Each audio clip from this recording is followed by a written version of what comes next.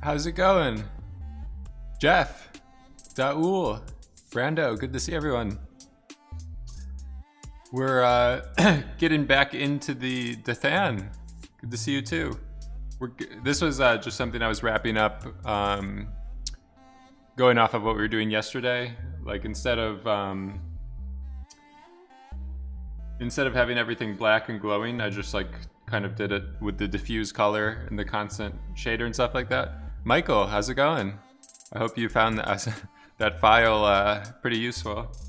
So this was like kind of like a flower or like a certain kind of powder or a clumpy sand or something. And then when it was like getting further apart, it was starting to look pretty cool. So I think this might be a more interesting way to go instead of like what we were ending up with yesterday. It was just a bit, I was in a bit of a weird place because it was like either looking way too much like the PlayStation 5 things or it just wasn't looking that good. So I kind of decided to go like a different direction with it for right now or whatever. We'll close this stuff. We'll get into the bubbles. So we're continuing what was happening Wednesday.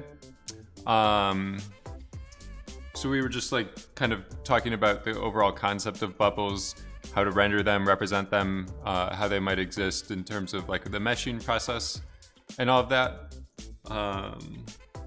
There's also, I finished another thing from the skull stuff last Friday. It was like more of a macro close-up shot or whatever. It looks pretty pretty interesting or whatever with the depth of field. I don't know, there's like some noise, render noise in the shadows or something. I should have spent long rendering it, but I thought it was an interesting composition and just continuation of this kind of series or the Cool Zone series from 1 more week ago. Render times. Let me see. Where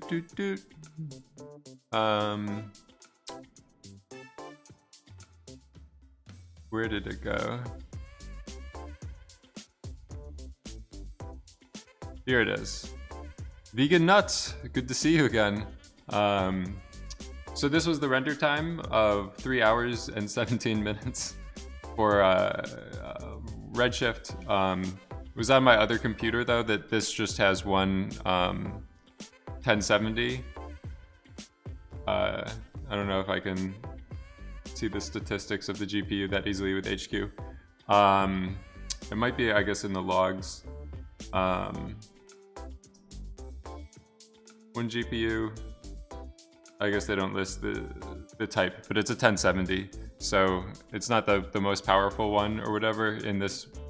I just use it to render, like set off background jobs and render stuff. It might take, I don't know, maybe it should have taken longer, or I didn't set the noise thresholds properly or something like that.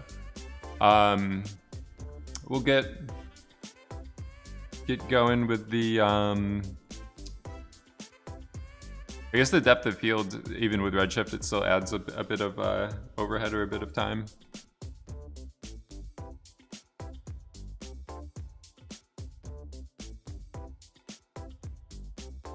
So let me, sometimes this stuff just doesn't close properly. Shades of Orange, good to see you. So we're gonna get going, some ideas for like the underwater effects. A lot of people have kind of done them. It's a pretty good, interesting like composition. Daul, good to see you. So we will just kind of lay out and like block the effect. You guys are familiar with like effects blocking. It's kind of like or just the blocking animation process in general. It's like you use basic primitives or shapes or squares or stuff like that to kind of design and like lay out your effects or your animation or your stuff in general before you like actually go in and do it properly, if that makes sense. It's like pre-visualization is another name for it or term. So we'll do a grid. I'm gonna set up like a bunch of kind of tracer lines that like arrows or spears or darts, bullets or something might I think rendering with post effects while having Nuke open. Yeah, it's a bit of redundancy. I don't know, I just use Nuke sometimes for like conversion to PNG and like sometimes just previewing like using it kind of like a folder or finder system or something like that. Like a review tool almost. It's a little bit of a weird way to use it.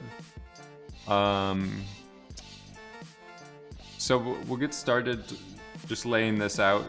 Like this is, you've seen shots with bullets that go through the top of the water, leave little bubbles, paths or like little lines behind them, essentially. Using Nuke as a Fox or big brain time.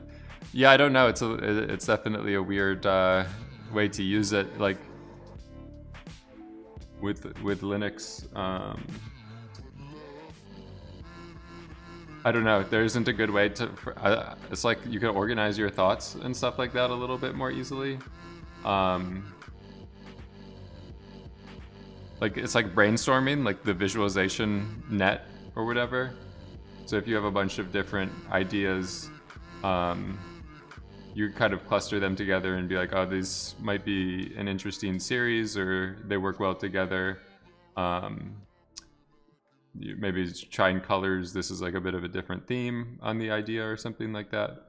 And you could keep them. It's kind of like a visualization of RV, or it's like a Houdini setup, but just for managing like file management almost. So you're not using no worries. This is just part of just showing part of the workflow or whatever.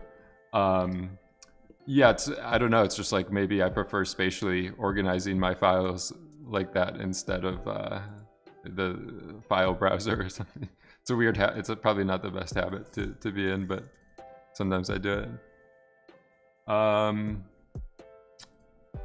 Just so we'll start up with these grids. We're gonna copy lines to them.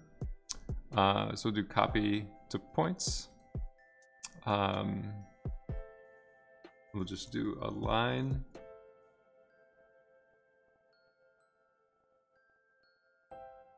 So the copy stop, if you want it to line up to point along the normal, it uses the Z axis as the up axis.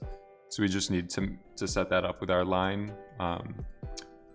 This way, if I do normal, this is probably the best node to do for this. Sometimes I was using facet before, but this is a more self-explanatory reason. If you see this in people's graphs, you know more what they're doing. The facet you can do a lot of different stuff with. So if we have normals, should have, we need to apply them when we have polygons. Yeah, thank you. And then we have normals on the, it's like a bit of a Pepega. So you need to get these normals, and then the points that we scatter on the surface will inherit that attribute. And then the lines are perfectly lined up or pointing along the normals. So this just has to be, you need to make sure this is pointing along the Z axis instead of the default is like up axis or whatever. Yeah, I don't know, the Pepega is a little bit of, might be a bit too problematic. we'll see if we add it or not. So this scatter, and then if we want to just add a little bit of variance, spam alert. We'll add a bit. We'll add this to the normal attribute. Right now, this will override it or set it explicitly to a new value. We could add to it, but you see that everything's getting pushed only along like one diagonal direction. So we want to fix that. Instead of doing uniform, this will always give you positive numbers, like nothing will be in the negative direction. So we want to just do direction, and then this way all of these will just spin or get pushed in a random new direction. Vegan nuts. what's this one? Very focused. So we will we can use this just to add a bit of variation, just to some slight kind of natural aspects to these things. We might not want to use the normal from the surface. I'm trying to think. We could just set the direction kind of manually. So if we just make an n like -1, everything will be straight down, like it's going through the top of the ocean underwater. And then if we add some horizontal kind of bias tendency into our lines, this way we just get them kind of going like the trajectory is just a little bit more interesting instead of just like linearly straight down. So I might do this even a little bit more. Maybe our grid a bit thinner, and I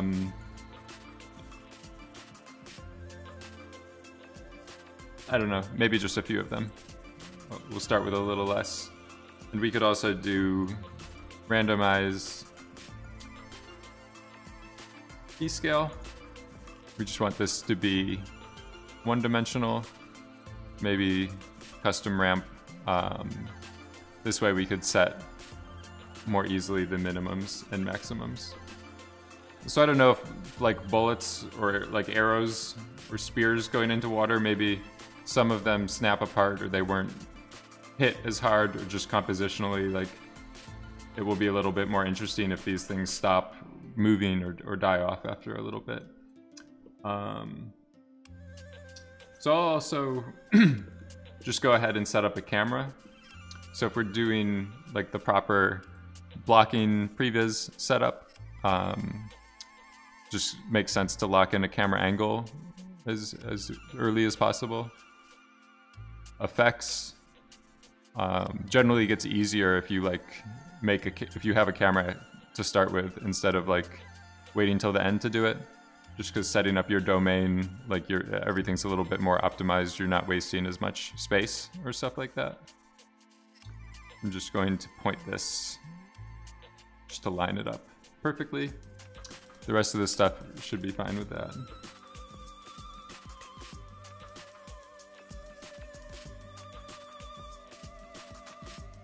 So we might just gonna adjust this stuff a little bit more just to change the angle.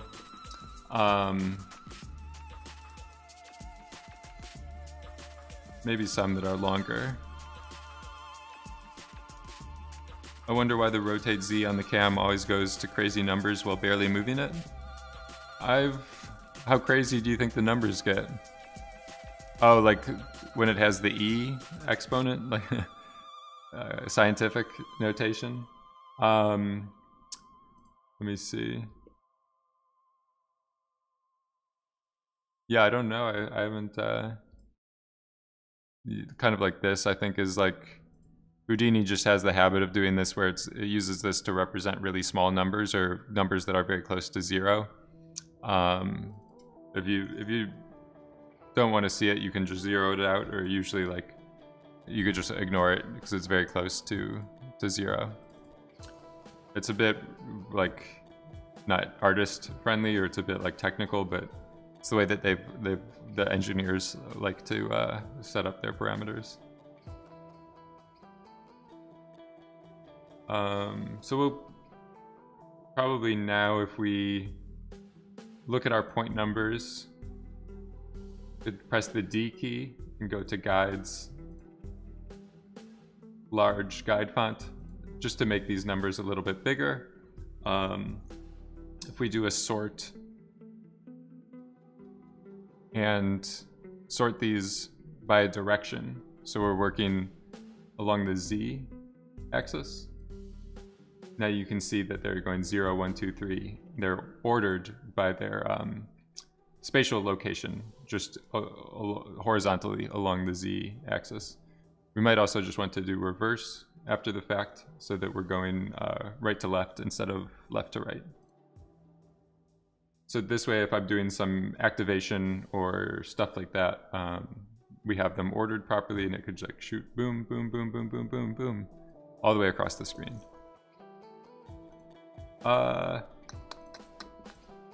So the way that is nice is because these copies, like the primitive numbers, will also match or line up with them. You always put the 0 back. Yeah, I mean it depends on your personal. I'm kind of OCD as well, so I don't like to see those numbers, but I don't know. There's not a good way to like. There's no setting or anything like that you can have those turn it off. Like it will kind of always happen, or you'll always see those.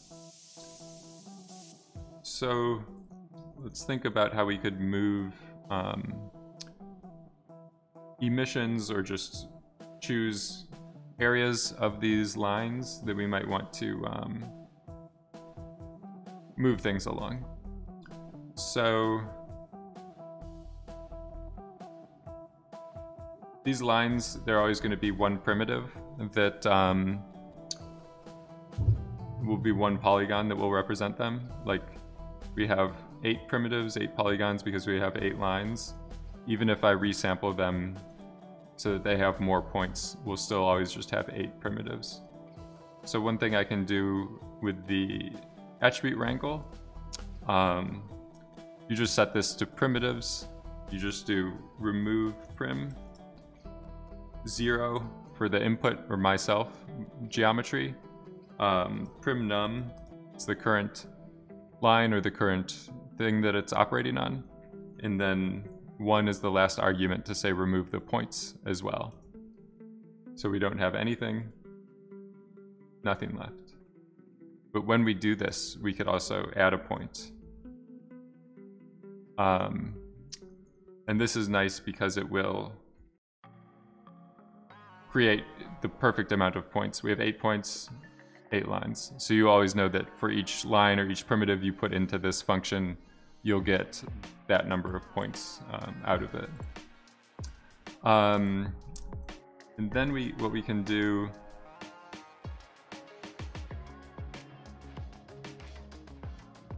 is use another wrangle to move them along the points. So I usually like to use this prim UV function. So if I take my point and set it using this prim UV function, it's very good for choosing or selecting positions on curves. So we just need to tell it 1 for this auxiliary input that we're referencing. The first input, or the first argument of a lot of these functions, is usually just telling it what input index you want to reference. It's like a general, 90% of the time it's the way that they've set it up. The attribute that we're looking for, so we want the surface position.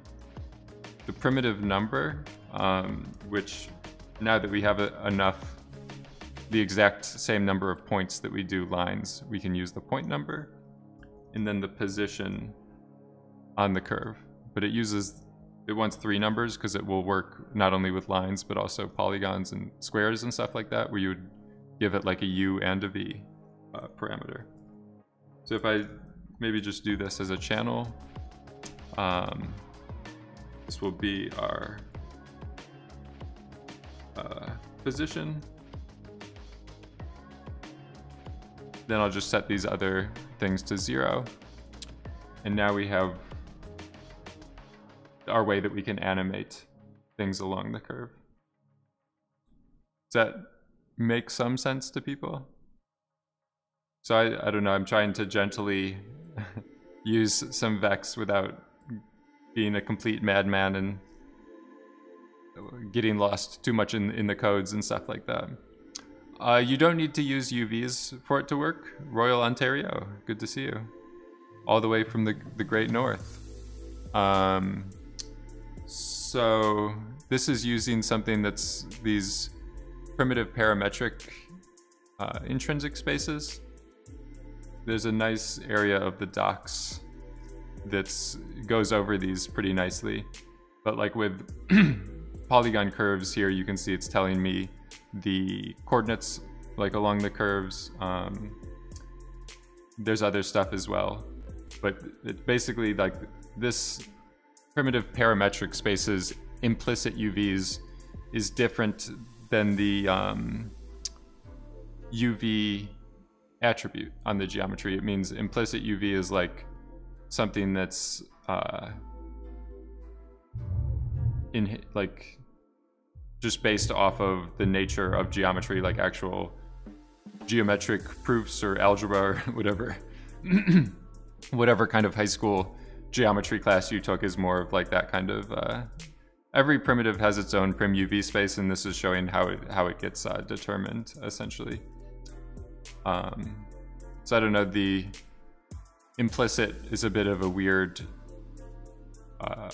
word. If you're not English speaking, it might even be harder to understand, but implicit basically just means that it always exists.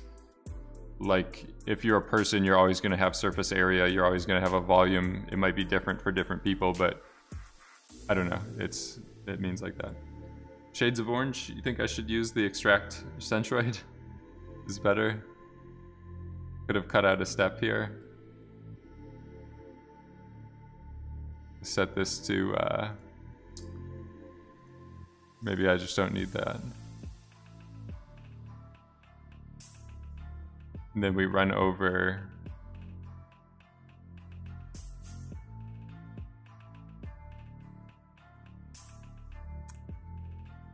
point. I need to do an assemble.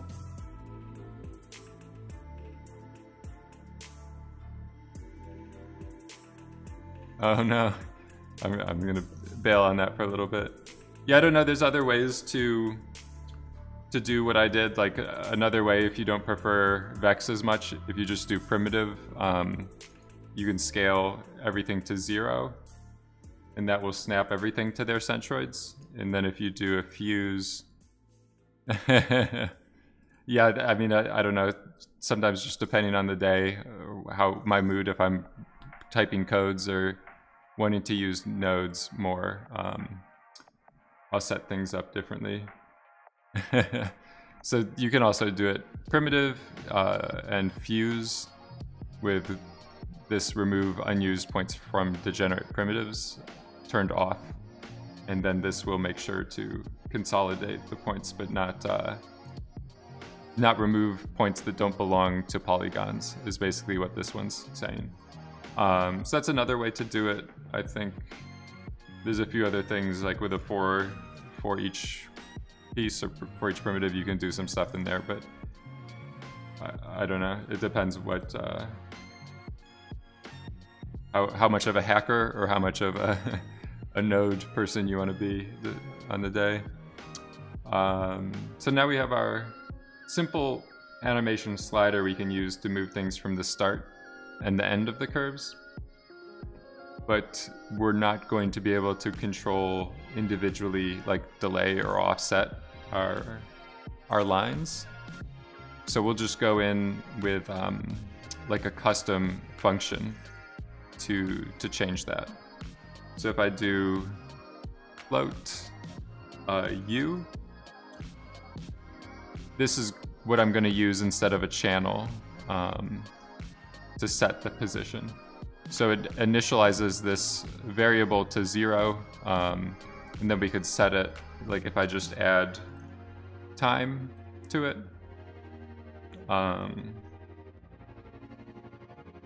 then 1 to 24 frames or 0 to 1 second, they'll move from the start to the end of them. Alex, good evening. Feels like evening here. It's a pretty gray, foggy day today.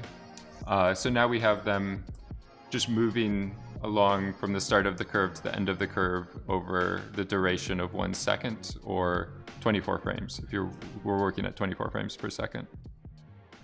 So I can offset this if I do time minus the point number. So the point number is the same as the corresponding line number, just the way that we set it up. It's nice in Cali. I'm in Cali. Maybe you're talking about LA? Or you're talking about Canada? Cali? So if I offset time with the point number, LA. It's always sunny in LA. It's always nice there. Then you'll see what happens here is we've basically offset the start and end of these by 1 second. So the first, I don't know if I can make these numbers a little bit bigger, plus the homeless. So that we have 1, 2, 3, 4, each one happening over 1 second. If we want them to be going a little bit kind of at the same time, we can divide this by 2. So basically when one is halfway through moving, the next one will start, and so on and so forth for all the other ones. June gloom did really happen this year. In LA, the June gloom hit. Or it just hit everyone. It was a global the gloom pandemic. So we might, this is like a very, it still kind of feels a bit robotic, I would say. Like a bit too automated, or I don't know, with effects, animation and stuff like that, you want stuff to be a little bit more natural. So instead of always just having it be half a second offset, or half a second offset between each line, what I can do is like add a random number to this. So we'll do random number based off of the current point number, which is the same as the line number. And then we might want them like even quicker. So maybe we'll multiply this by 4. We might be doing a bit too much randomness. We change our random modulation, like sometimes things will be starting before other ones. So if we just want more things happening at once, we can divide our like shifted offset by a bigger number, which will make the offset, like the delay between each one, smaller.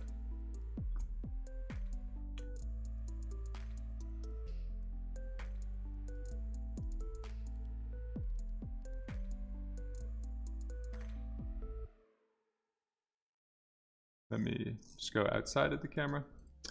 You can also do the trail. Like if I was working on this actual effect to be put in,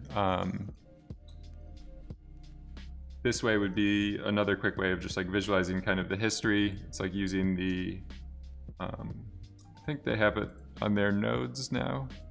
It's like the onion skinning thing or whatever, where like your guy's walking around and it will leave a little ghost behind him. I don't know if anyone uses that onion skinning. I haven't seen people play around with it too much in Houdini, but it's like meant to be a pretty cool thing for animators, where like you animate on a single frame. You could see the whole kind of history of the. Oh, you need additional geo into pose mode to have the onion skinning work. Let's see. Is it? Something's happening, right? If I turn off my trail. It's like, I don't know, I don't use it too often just because you have to go up to the object level. I just prefer to modify SOPs and like kind of bake my visualizations in and stuff, but it's basically I'm doing the concept of onion skinning like other softwares have that kind of idea or whatever. So like you can change the length of each of them if you need more points and all of that stuff. So if you always just want this to streak and the line difference to be like the length that it's traveling over a frame, kind of like you're baking in motion blur, you can basically take one and then divide it by the length of the trail. So this will kind of normalize the number of things that you're making such that every new frame, it will always travel, like it will never kind of overlap on itself. It's a handy kind of expression to the user to know about. So I'm thinking now that we're kind of, it's a good one. Yeah, it's a nice trick. You could even save it as like a preset or whatever, things like that if you're into that. Yeah, so and then you could even like factor in your camera, like if your motion blur or camera shutter is just open for half a frame, I think you can just multiply it by this. So now it's like your shutter duration of the camera is half a frame, like the motion blur is only occurring for half of the frame, or you're using like shutter angle, it's like 180-degree shutter angle. So I might want these lines to be a little bit longer.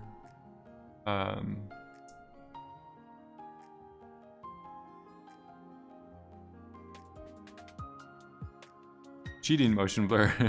Yeah, it's like a hack kind of. I mean, I'm just visualizing stuff right now, so I'm trying to get like the best sense. Should probably also turn the real-time toggle on. But I'm just doing like the previs stage. So basically like this stage right here, whatever, you're basically just trying to generate like a visualization or a flipbook illustrating the timing and pacing and like general screen space that the effect is taking before you actually like dev and properly produce the end result, I guess. Or start doing like simulations and all of that stuff, if that makes sense.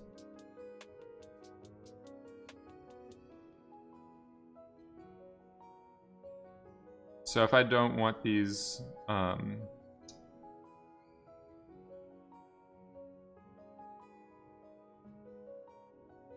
trying to think what the best we'll just keep going with this. I think there's some tweaks I can make to the timing. Basically, we want these moving faster overall. Should be able to multiply the time to a higher number. So depends on what kind of like projectile or instrument you're saying is shooting through the water. But generally, I don't think it's happening like we were kind of in a slow motion land, or we were working in a bit like instead of underwater, it might have been going through quicksand or something. This is feeling a little bit quicker or a little bit better.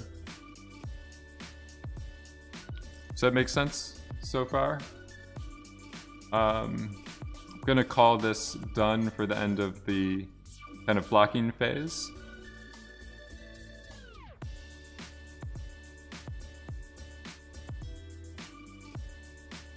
This is the wrong month. That's right. All right. So this will be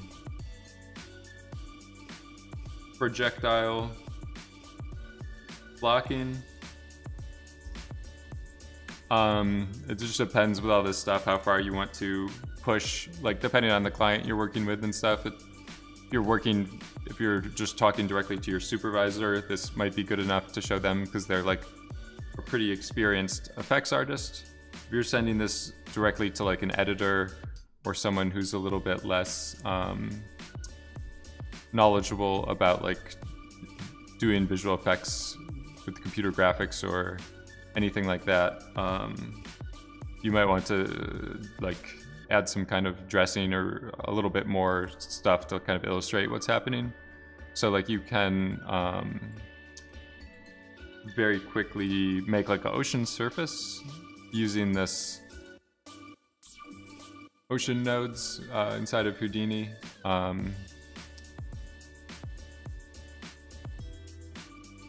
Just up the resolution of that.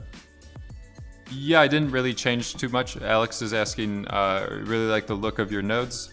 Is it easy to change it from the default to your style? So I haven't done anything super custom. Basically, think under tools, they've moved a little bit of this stuff around. So under the D key, I think themes, node shapes, I just did no node shapes theme. And then with my preferences, under the network editor, simplified shapes for nodes when node shapes is off. So I think that gave me like the rectangular square edges. And then I also did, I turned off like the stacked look for subnetworks or nodes. I don't know why they write it this way in the docs. It's a little bit weird, like nodes with interesting contents. It's like, I guess everything inside of a node, it makes it interesting. But I usually just see, if you see the lock icon, then you know it's a subnetwork or you could go inside of it. Yeah, so I think it's just those two things that I changed to get the look of these nodes. But yeah, I prefer, it's just more minimal or simple or whatever. The bulb shaped nose for your lights. I think that like, what was it, the S? I don't remember how to get the shapes dialog up. But yeah, it seems weird, like they had like a camera icon, but then they weren't even using the camera shape icon as default for the cameras or something.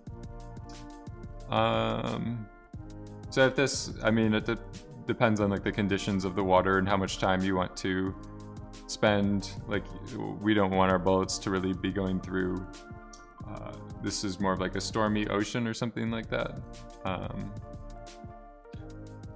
Yeah, I don't know, some like using the colors and shapes and a lot of that stuff it gets a little bit clunky sometimes for me to visualize, where it's just like, if everyone was using the same standards of colors and stuff like that, like Nuke kind of forces you into working that way, so looking at the colors makes more sense. But with Houdini, everyone's just kind of coloring how they want to. It's like the anarchist color scheme or something. But I mean, it's nice to support everyone's desire, but it's just it makes it a little bit less readable for everyone. So we just probably want to reverse this. I don't know.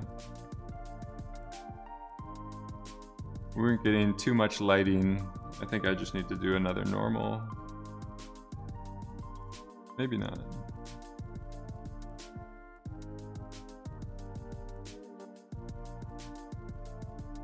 Reverse? Yeah, so I was looking at the bottom of my ocean. It might just be like too flat. So I just didn't want to see the back face. I did the reverse in the other chain. Everything is reversed today. Let me get out of this camera and see what's happening. I'm basically just trying to like flip it around. I think it's just like the lighting of this stuff is a little bit weird. So just gonna set it up from this angle. Every null node is a different one for every tutorial artist. It's chaos. Yeah, I'm just trying to keep things like somewhat close to the defaults, but yeah, I don't know. I mean, if I was to do like an actual offline non-stream tutorial, I'd probably switch and just like clear out all the preferences. There's like an environment variable just to go back to stock defaults. And I think that would be, at least for beginner tutorials, that would be the easiest. Demon Case, how's it going? So this might, I mean, probably even a little bit less. Yeah, I don't know, it's weird, I'm like losing the shading and stuff like that. Doing pretty good. We're doing like some bullets going through the water here. I was just doing like kind of a pre-visualization with this stuff. I'm just gonna switch this to a wireframe.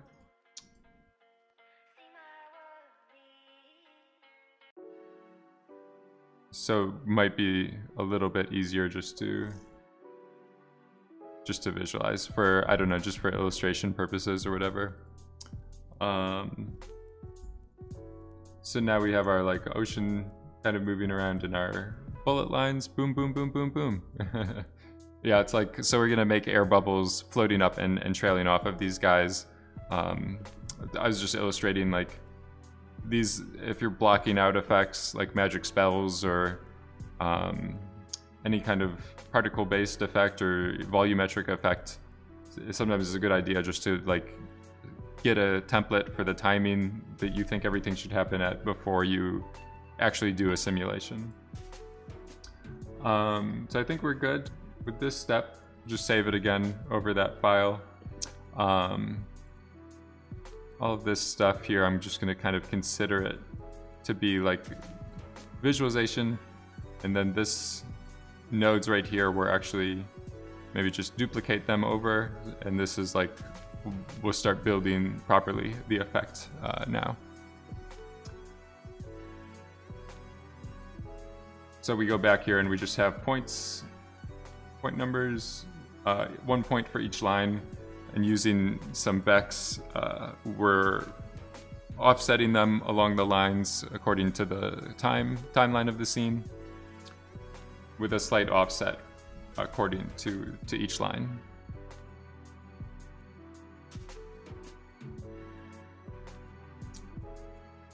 So we might gonna turn these into probably emitters for particles now.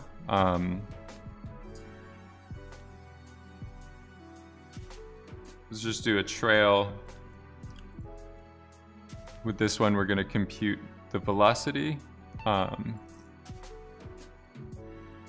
We might want to do central difference. So depending if we did like, to visualize the velocities here. So if we have it set to backward difference, it's always looking at like the previous frame. So you could see like this frame, even though it's going to be moving on the next frame, it doesn't know about it because it's just looking at the previous frame.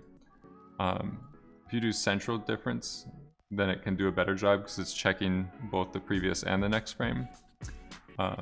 And then if I do forward, it looks like it's better, but then here at the end, like the very last frame, it doesn't know about its history. It just depends what you're doing, how you want to sample those. The reason we're doing this so that I can have the particles invisible or delete them when they're not moving. I can do the velocity vector, then I can just look at the y component. You can't really address vectors that well with this group syntax, but because we know we're moving predominantly in the y direction, for what I'm doing too, it's not going to be super concerning. I'm just going to compare it against a really small number. And then we just need to set it to points. And maybe my number was too big, too small.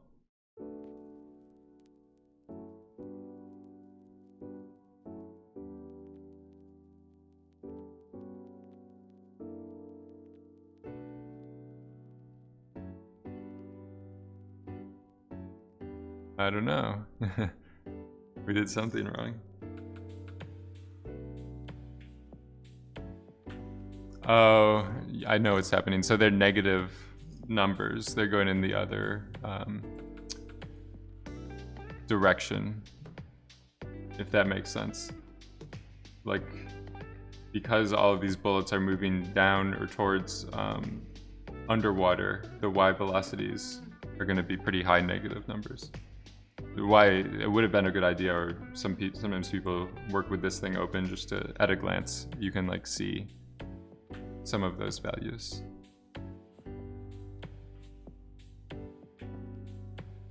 So this way, I'm basically just saying any of the things that are moving, the magnitude of the y component of the velocity, delete it when they aren't moving. Then I think I can just do pop network.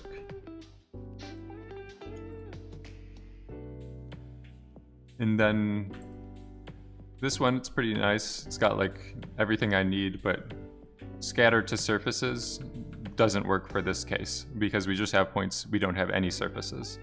So we just need to maybe do points for all points. I think I'm just gonna do points. This just depends if you want to like randomly emit from the existing points or if you want to emit from every single point that's an input source.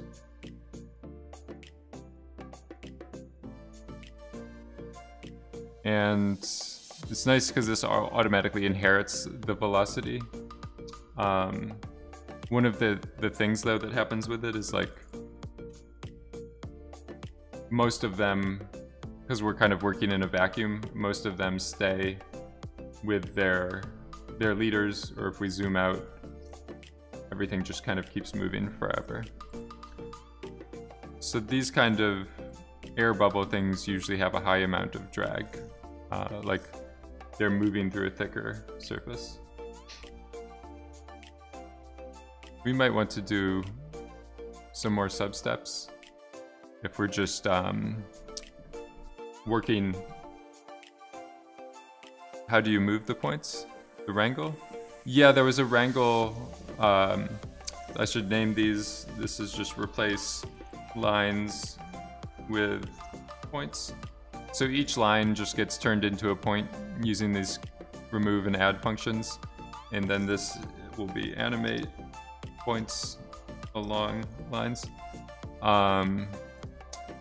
So this, I'm using the primuv function to sample or find positions along these curves. And then this is a pretty simple like trigger function. So I'm just incrementing time and then offsetting that increment or that animation curve for each line.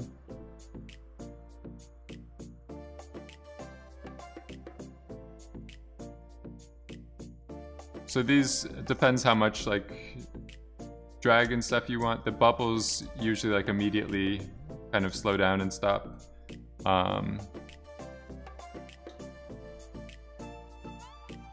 We might want some. Yeah, I try to sprinkle in little tips, whether it's just like composition stuff or more like artistic thought process or whatever. So even if you are a long-time user, you'd still come in here, hang out, and just like have a nice symposium of workflow discussions or compositional theory or stuff like that. So I have this noise, but it's a bit weird how like things like move faster as time goes on. So with this amplitude, we can use vex functions, vex expressions. This is to me, like one of the big reasons why knowing Vex helps. You can do some little customizations to these parameters, like per point or using attributes. You can't like do VOPs, so you kind of have to do Vex to like do these little quick modifications to the parameters. You can do VOPs, but you have to like unlock the node and dive in and change stuff, and it is just a lot more cumbersome. Yeah, Vex, I mean, they should make it easier for people to get into with Houdini, but it's definitely the main powerful thing to learn. It's like super frustrating to me how they made these expression nodes, where it's like they invented a whole extra like coding kind of language and syntax besides HScript and besides Vex. Or like they should have just told people to do the simple expressions with Vex, I feel like. I don't know. Already feel the bullet hitting underwater. It's, I don't know. I mean, this is probably just going to be driving a Flip or Pyro simulation or something like that eventually to get the proper motion. But this will be our like base emission source. So we're just trying to get it looking as nice as possible. Yeah, it's helpful. I think it's easier to make some stuff in VOPs, especially if a noise. Yeah, VOPs is very good for compositing, like shaping functions and figuring stuff out like that. Just depends, like in your case, what's easiest and stuff like that. Basically, as a rule of thumb, if I'm doing something that's going to have like 30 VOPs, I will I'll go into Vex, just because at that point you're like, if you come back to that file a month later, you're never really going to know what's going on inside of the VOP network, because it's just going to be kind of a mess. But like the wrangles is nice because you can like clearly kind of comment and type them out. So I think it's just AMP. If you hover over these, you could see what the actual code or like internal name is of this. The parameter here is just a human readable label, or like this has a space in it, but then the internal name or code name that you have to use will always be whatever you hover the mouse over and see. So if I multiply or times equals to say multiply the existing value by this n age, this n age is an internal number or kind of intrinsic, what was that word they were using with the it's an implicit attribute. It doesn't actually exist on the geometry, but it's derived from the age and the life attributes. So the n age is like a quick hack of saying age divided by life, or normalizing. It's like a, abbreviation of normalized age, which just means 0 to 1 number from when it's born to when it dies. So right now it's going from 0 at the start, and then very turbulent when it gets near dying. If you just do 1 minus, this will invert the value. So it starts really high and then slows down. Worst feeling is getting assigned a shot from another artist with a custom VOP that's larger than the screen when fully zoomed out. Right side of Vexpression box is an arrow, which is nice to use sometimes. Yeah, they have this for presets, and just like if you're getting started, it can be pretty nice to just have those as like examples or things like that. Yeah, I think Shades of Orange is saying like, just depending on the artist or facility, I mean, you just kind of have to be like, I don't know what the right word is for it, but you have to be a little mindful, I guess, when you're setting things up. Like, are other people going to understand this? But basically with every portion of Houdini, like you could really get wild with your setups and make things that are super frustrating. To me, that's okay. But then if I get a file from someone that has this like allow editing of contents, these unlocks happening, and then you open it up, it's pretty scary, because it's like, I have no way of knowing what exactly you've done in here, if I can even trust that this code is functioning, like this node is actually doing what I think it's doing anymore. Like they could have gone in here and just like reconnected a bunch of stuff and you would never really be able to figure it out. So you either just have to like match them as quick as possible and then hope that the end result is still what they were getting, or like, yeah, if you're doing a good job, you're kind of making notes or comments or like larger effects, people will make a kind of write-up or like a documentation of the, like some people call it an effects rig. So if you have a character rig or you have an effects rig, is like a setup that's designed to produce like a template that you could, if we were making a movie about someone getting shot at underwater, this would be a rig that artists would pull in for each shot under the water and like use this as a starting point. So that you would want like 5 pages of documentation saying like notes of what is the artistically the best results and stuff. So if I do a power function,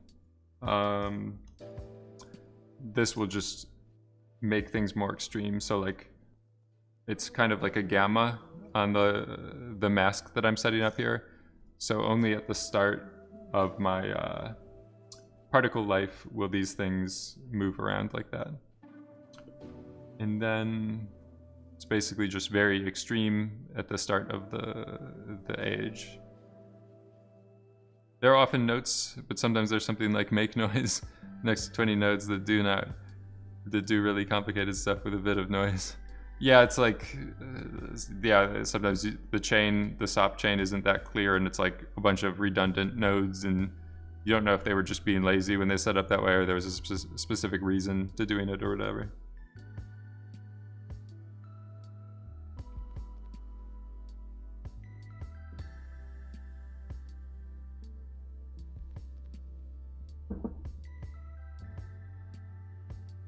So I'm just changing the life expectancy overall, maybe like 3 seconds.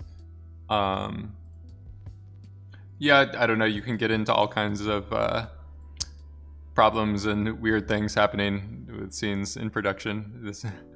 Sometimes you just have to make a judgment call, especially if like the file is maybe from a few years ago and the person isn't there anymore, like maybe just start from scratch and redo it. Like, so usually a habit of producers is to think that because they've done an effect like 6 years ago, they can just go to the backups or the archives and retrieve the file and give it to the artist, and it will take them a day to do the effect. And it's like it doesn't really work like that.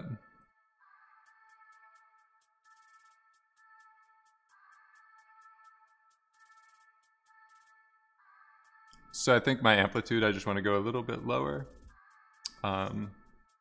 Swirl size smaller, so we have visually we can see more swirling, like more turbulent essentially. The drag, let's try maybe more particles. So with these, impossible. Perhaps the archives are incomplete. Yeah, or perhaps it's using a version of Maya from like 8 years ago and certain plugins that are incomplete, that don't you can't use anymore or something.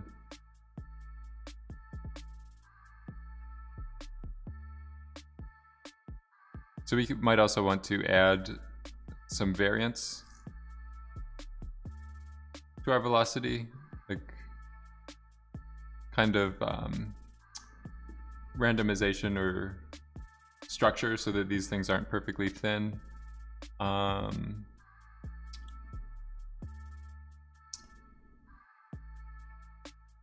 might switch this method here from central just to one of these.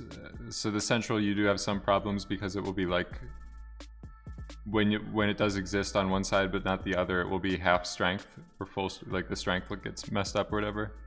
You might just go into this backward difference for now.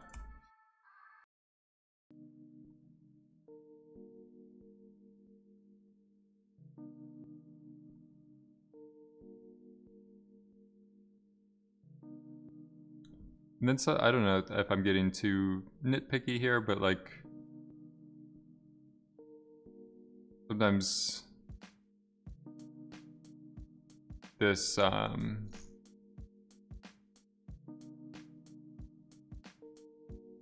you can like really go crazy with these sub-steps, I think, to get a cleaner source. Then with jitter source, what they're trying to do is like slightly offset the time just to get blur the lines or that stepping together. This is a pretty inexpensive simulation, like runs pretty quick, so we can get away with a pretty high amount of particles if we need. I don't know, I'm kind of just like doodling. I don't think we're gonna need this many though. Just experimenting, seeing what happens.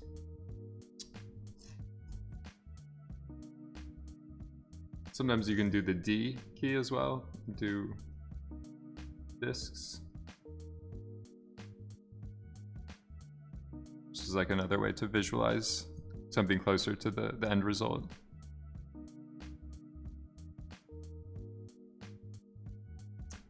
So I think these life expectancy, I want it to be a bit lower, and then we'll add some variance to the life just so that they aren't all existing for the same amounts of time. But I'm going to try to reduce that even more.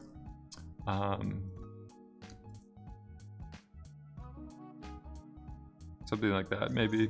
So this, I'm just going to use it to generate like bubbles. I just want very quick emission points with interesting like source velocities, some interesting motion and swirling and stuff like that. Sometimes just doing these null nodes, this is a good note-taking way. Like this would be the first step to like properly documenting something.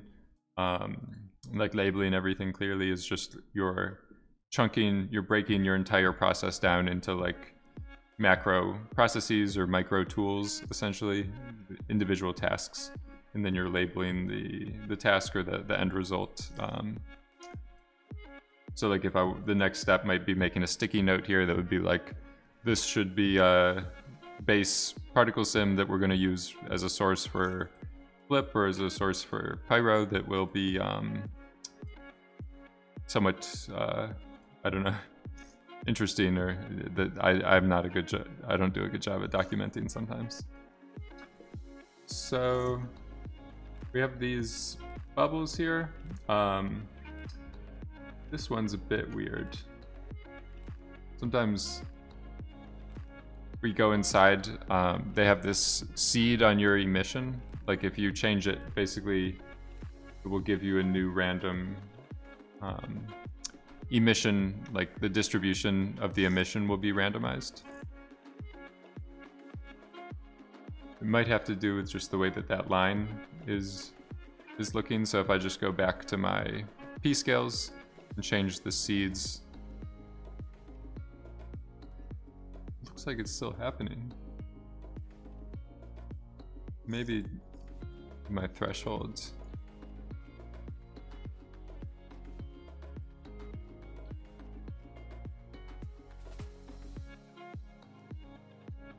This might be too big of a number. So I'm just using this to limit when things are able to emit or generate particles.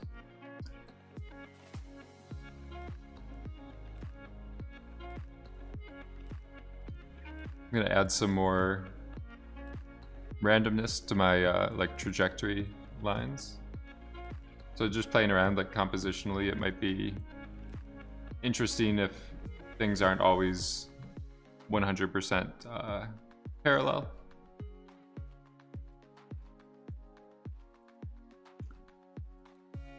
Might be that one is just like one line is too short.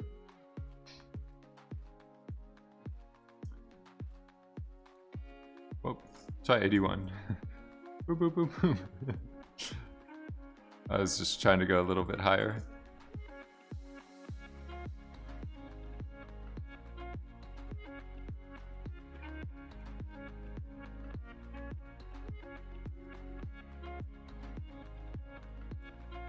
So maybe we'll do 7.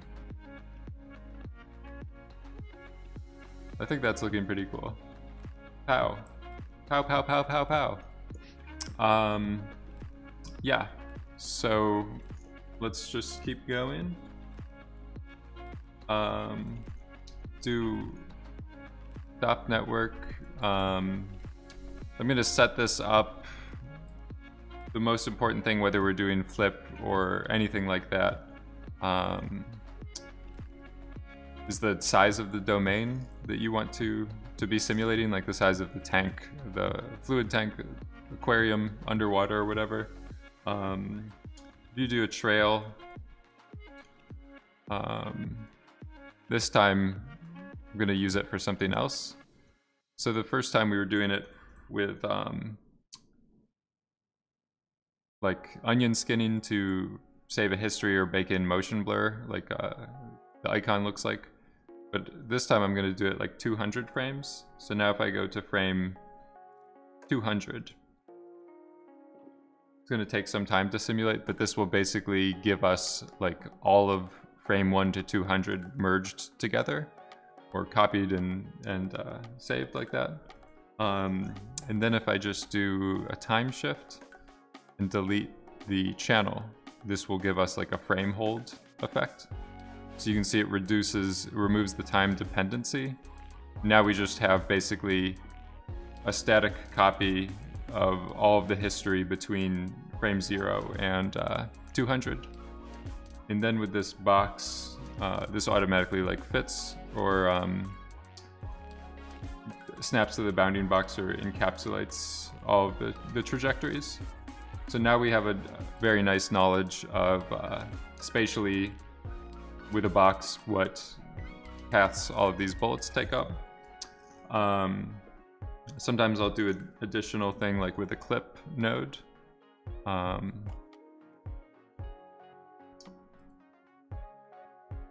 then this way I can kind of manually set like my minimum.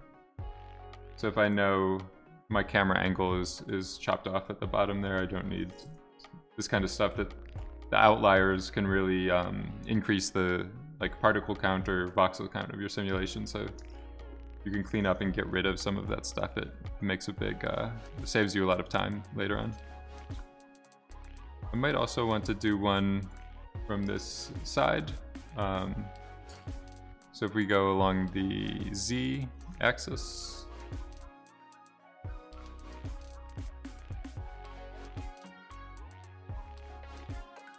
might be a little bit of a help. You generally want to start off like a little bit more conservative, like less, and then you can expand it if you see clipping or you need more room or whatever. So if we just keep things organized, whoop. I don't know, it's like a surprise. We do a null node. This way we can label things, so this will be, just keep going with all caps, domain. Then this one will be our particles. And then we just need to make sure our attributes are nice. So I usually just use this rename, kind of wrangle them or manage them. And basically just want to keep P, ID, and V, I think. All the other ones are like internally used for simulation forces and purposes and stuff like that. We might want the age. This is nice. It's like the time in seconds that the particle has been alive for. And then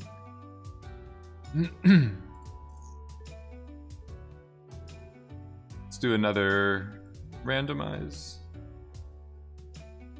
I think, I don't know how well this will work. Okay, it will work. So this one I want to randomize the p-scale. We just need to make sure it's, again, one-dimensional. So you see that sometimes it has trouble picking it up if it's not the proper... One dimension just means one value, like uniform, instead of each axis having its own p-scale. So we will... You play it, you see that things are bouncing around, like when particles are added or deleted, their point number changes, so we can tell it to use the ID as the seed. So we'll take the particle ID to generate like a consistent random number. And this custom ramp is like distribution. We might just want to play around with our min and max.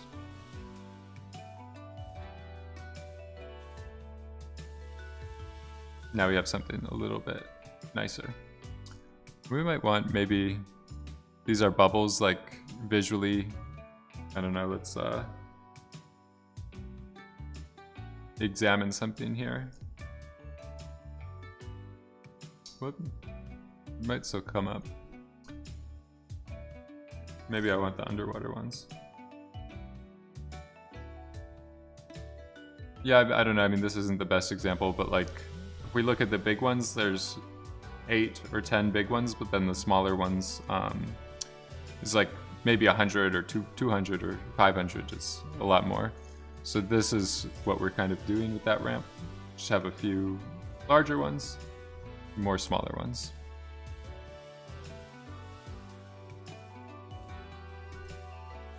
We'll just go in here with the smoke solver. Smoke object. So I usually use OpenCL for these simulations. So this is why I'm using smoke solver instead of the sparse solvers. And then a multi-solver. So I want to bring the particles into DOPS. Then I'm also just going to set this stuff up. We'll bring our view back into current network. And then this domain, we can just have it grab the size. Just do bbox of the node on the input path here. This will be the parent node, and then the input number 3. And the size in X. This is a bit of an obtuse function or variable or whatever, but it's the, I don't know, for me it's the best way to link up these things, so we'll always just procedurally grab the input dimensions. And then this one, you just do centroid, and instead of spelling it out, this one you can just do 0, 1, 2, and 3. Whoops, I think I copied it a couple times. And then I usually do solve on creation frame. And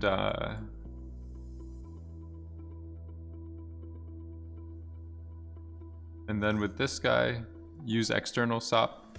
I could copy or paste this expression, just get rid of it, but we'll do op input path 0, like the primary input.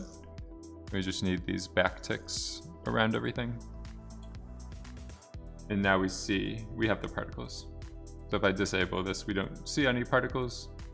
Now we have particles in the simulation. They don't affect anything. They're just geometry. It's kind of passive. It doesn't inject any forces or anything into the simulation. So to do that, we need this particle to field. And then destination, we could do density. We don't want to use an attribute. We don't want extrapolated into the threshold. They usually set that somewhat small. And then the operation, we want to add that to the existing field. So now we have some stuff. we're emitting smoke, or we're copying these particles over to smoke. Our fields are very coarse or low resolution though. Like this is maybe like a Game Boy color resolution or something like that. Like 34 pixels, 34 voxels, 35 is just not enough detail so we can actually see these blocks. Here you go. Maybe 137, maybe even smaller. I think somewhere around 200 is a good starting number. Then I'm also just going to go up here and set up my imports. Yeah, so it's the same, some similar idea to rasterizing at SOP level, but inside of DOPS. I believe it's a little bit faster if you're working with OpenCL because the rasterization happens on the GPU, so you're not copying volumes from RAM to GPU RAM. You're copying particles from your computer to your GPU, and then they're getting converted. It's less information, basically. Like less transfer that you have to do between memory and GPU, which is the slowest part of working with GPUs, is the initial like copying or off loading of data. We'll do nothing, just can do it. Convert from Houdini volume to VDB. We want the density. Now we're seeing stuff. So what I mean here is like, this is 1.3 megabytes for the density field. That's a somewhat reasonable resolution. I think there's some stuff they can do, but the actual particles that we're sourcing are like 21 kilobytes. So this kilobytes is a lot less information than volumes. And once you're sourcing like velocity or vector volumes in several different fields, it just becomes a lot of data to be copying on and off on the GPU every frame. Then I usually do this primitive. We just could use this to change the display density or thickness of things. And then up here I turn off caching. So if you're doing OpenCL, the caching step slows things down a bit. So now we're playing a simulation in pretty much real time. Then I'll just pin the view up there. Maybe we want a template of our bounding box. So we're just putting smoke into the simulation. My end intention with this, or my thought process, is that we'll do another conversion with these from FOG to SDF. So now you see we're basically, instead of this density field, usually you're using it and saying this represents soot or soot particles, smoke particles, or whatever is coloring things black or obscuring light, gas particles or whatever. This, I'm saying these are air particles, or this region is air. And then with this convert VDB, based off of the density value, you can say like encapsulate that in a surface. And then the final step would be another conversion, but this time from VDB to polygon soup. We already have something that looks a bit bubbly, but we just don't really have interesting motion or anything like that. So I could leave the preview flag up here at this node, but these steps take a bit of time, some milliseconds or something. We could still work in closer to real time if we're using some of these earlier nodes. So I'm not going to visualize them just yet. That's my intention with everything. So we want this area here to behave like air bubbles. One easy way to do that is using this buoyancy. Typically it's used to make like hot air rise high temperature regions will get this buoyancy force applied along the buoyancy direction. So if I just do another gas particle to field, instead of my destination field being density, I just change it to temperature. Now we have some motion, kind of rising up, bubbles, bloop, bloop, bloop, but not that quickly. And we also have cooling rate and diffusion. So if we're doing bubbles, it's air, it's never really, it's always gonna want to go up, so we don't need to cool it down. And diffusion is just blurring, so I don't think we want to do that either. And then we might want more density. I'm sorry, more buoyancy, so things go up quicker.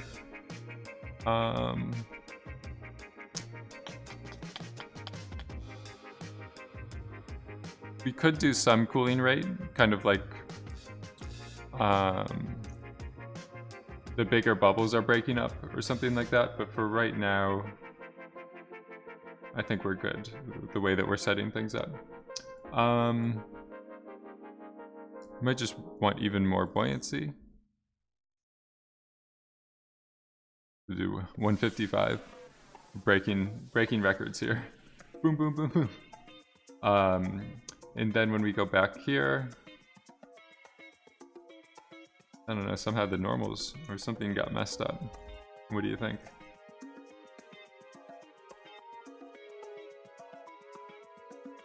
Maybe it's time to put a light in our scene.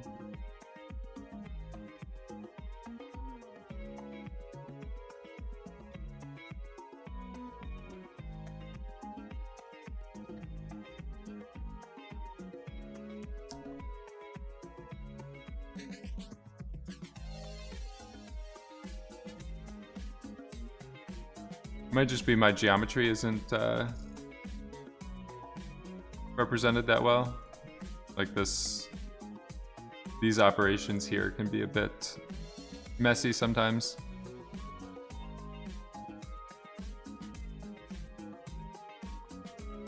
This is just the threshold of values that you're setting. What do you guys think? Done? Final? It's close. I mean, we could already kind of render this and get something behaving interestingly, but I think there's a lot more stuff we can do to help it out. Yeah, it's looking okay. Maybe it's like a first pass or something like that. You have so much to learn. We all have so much to learn. I don't know. I mean, I still watch tutorials regarding lighting and stuff like that, or even just like refreshing. There's always something to learn with Houdini. It's changing fast enough that you can never master it all. So one thing we might want to add is velocity, because right now we're only inheriting temperature, which applies the upward force, and density, which doesn't really apply any forces. But if we do destination field to be vel, so they differentiate volumes velocity with particle velocity by calling vel and then use attribute v for the points.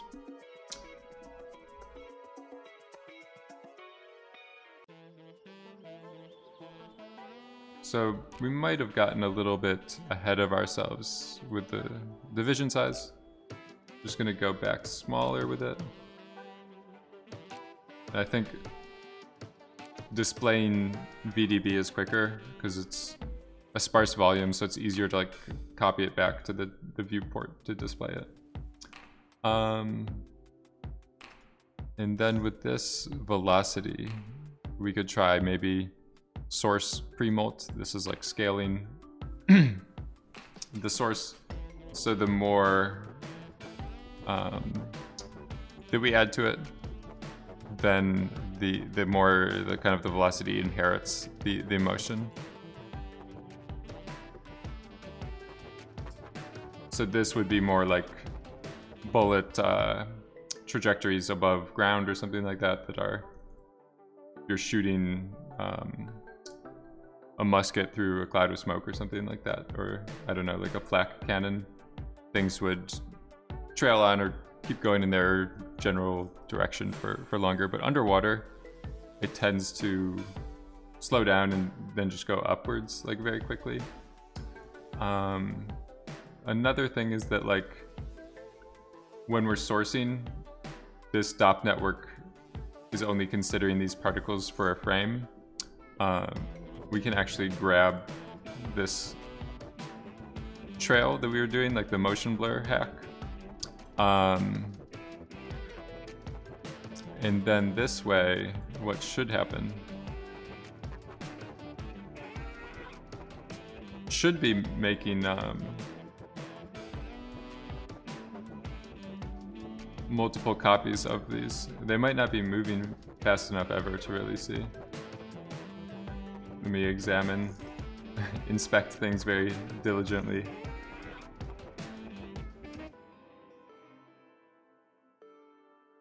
We might need to interpolate the stuff. So because my stuff up here, my DOP network is one substep, it doesn't blend the results together. Like it's just one, the motion isn't smooth between frame to frame essentially. If I do time blend, now we have trails.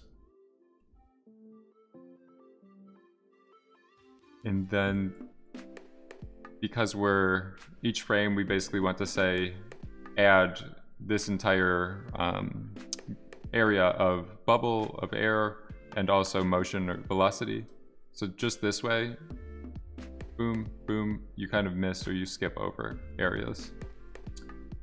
So let's put that in. So we could try it one way, disable it, try it the other. You just generally are like filtering out some data or skipping over data. So just, it's not a, I don't know. This is more accurate, I guess is what I'm trying to say. You might want to go a little bit lower with the resolution. Take a look.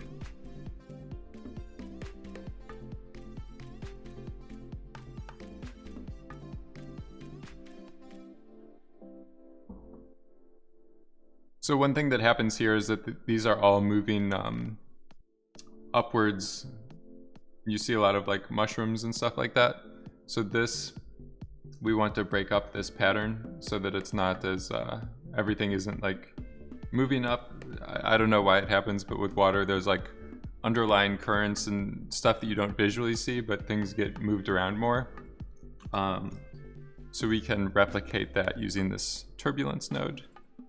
And it uses OpenCL as well. So I'm just gonna copy relative references to say, use OpenCL for this operation. Put it into the velocity update. This stuff seems okay. And then usually just setting it up for the first time, I usually go to a higher value. We will reduce the division size as well, just so we're more quickly set it up. So swirl size, I think we need it to be smaller. Like if you look at your voxel size or division size, usually like you multiply this by 10 and you get a good starting point, just as a rule of thumb. This is going to be a little bit higher frequency, or it should be at least. We might, because our upward buoyancy, we set that to like it was above 100. We might need a high turbulence to kind of combat that, or to actually have it show an effect.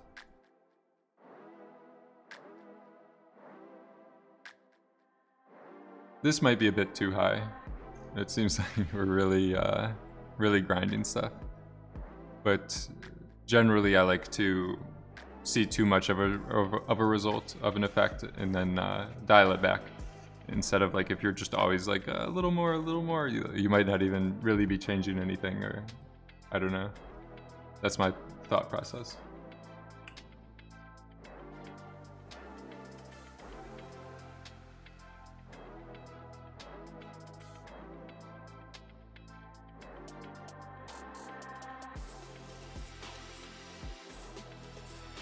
And then we might want to change the pulse length, just so it's the noise evolves at a quicker speed. This is like a heartbeat, so like the more that you reduce the pulse, the length between pulses or whatever, the faster it goes. Let's take a look.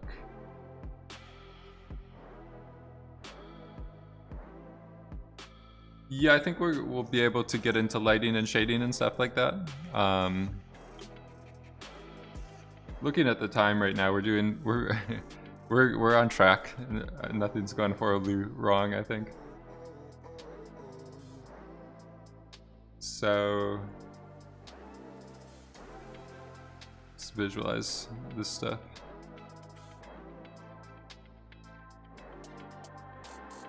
Looks better this way, right?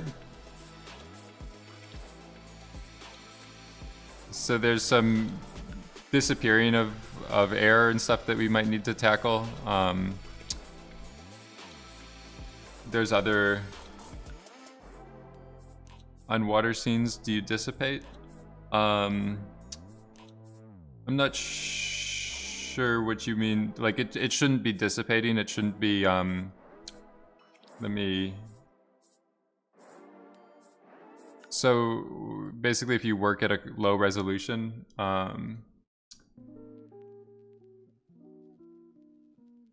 like Pyro, I'm not. Let me get a flipbook going. So like dissipation is usually what people talk about with like smoke, where it gradually fades out over time.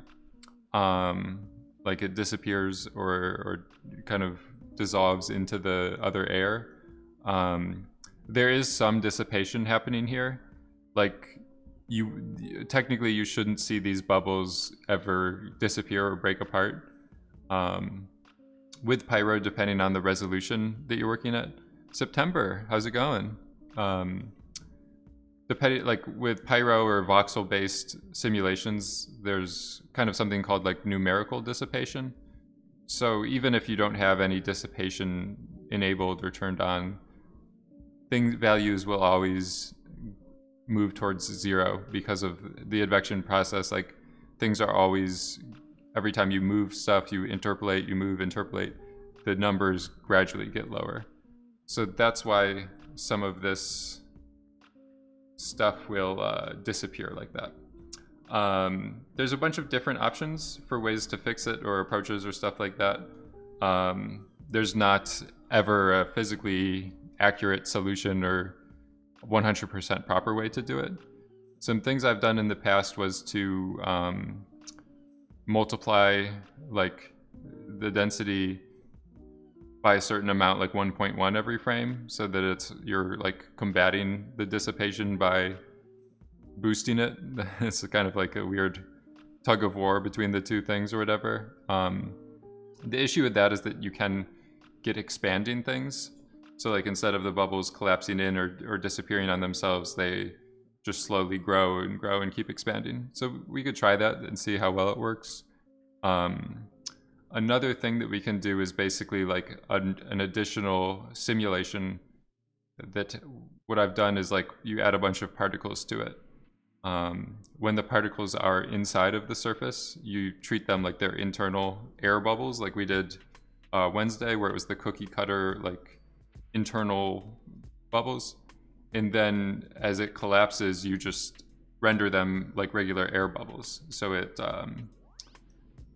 as the hand sanitizer, we could try that as well. So like as things vanish, you still see tinier bubbles where they were in the first place. If that makes sense, it's hard for me to explain right now, but that's another. It's kind of a couple different options that you have, but even doing this with Flip, you kind of have the same problem where it's just very hard for things to preserve their volume 100% accurately. Like things always with computer graphics and simulations, doing particles or voxels, it will either grow or collapse in on itself. I don't know, all the time. So we'll stop that simulation. One of the things that I'm going to do here I'm just going to advance this to like frame 25. We'll just take a look at the, maybe that was, we'll just let it go. So I'm going to take a quick look at the surfacing operations. So like we did last time with the flip surface or particle fluid surface, there's different operations that we could do, like dissolve, or I'm sorry, dilate, erode, smooth. All of that stuff is stuff we can do here. So let it go up to this one frame. If things look a bit too gaseous or too bubbly, you could reduce the fog ISO value, or if you want more of it, you can go at super low values, and this is basically what's causing things to appear or disappear. So this, we're kind of saying like anything, any density value that's above this setting, it will turn it to bubbles.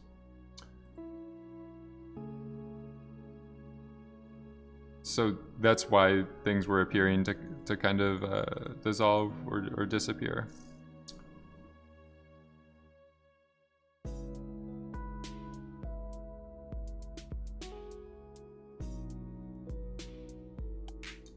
So I think this 0.01 is a pretty nice setting. I'm gonna do a little bit of smoothing. This smooth, you have to be pretty careful with it. Takes away a good amount of the detail. Another thing you can do, just because like your pyro simulation is a pretty low resolution, if you do a VDB resample and set this to voxel scale, what I can do is use it to upsample or upscale my simulation. So this is like if you're surfacing flip and you're reducing the voxel size on the VDB from particles, this is the same idea. So if I scale my voxel size down, we'll get, end result will be a bit more like fidelity or resolution. Maybe we want to do a bit less. Just going to try some of these other smoothing functions.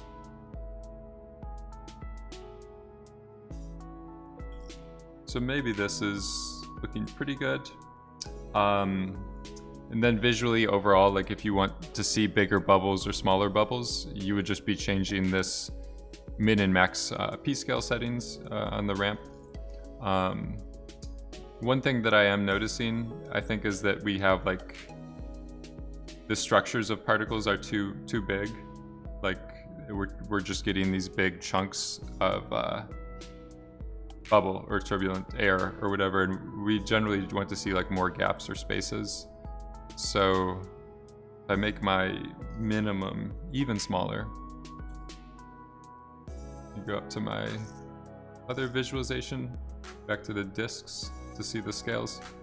What I'm trying to do here is just say the smaller ones get even smaller, and then we just have only a couple big ones. So let's just do another flip book, see where we're at. I'm gonna get some water. I'll be right back.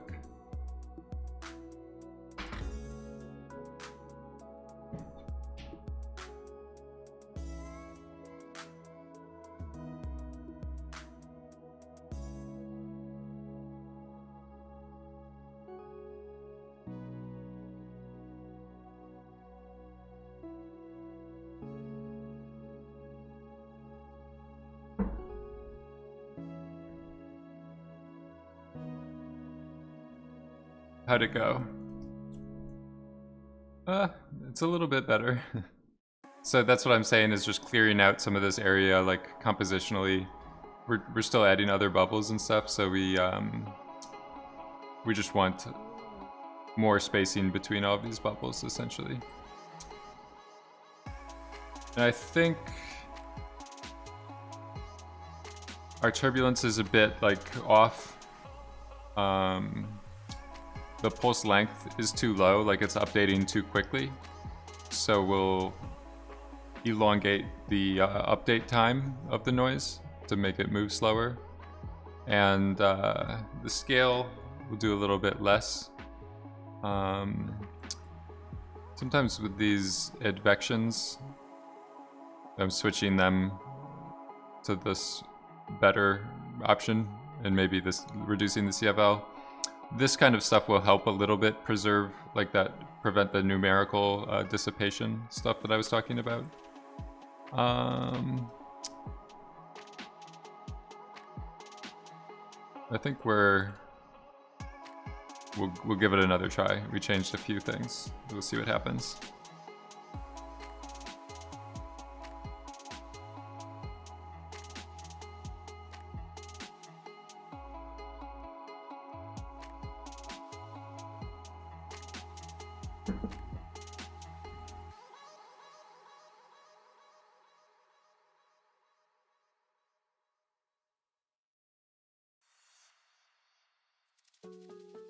So it looks a little too uniform now.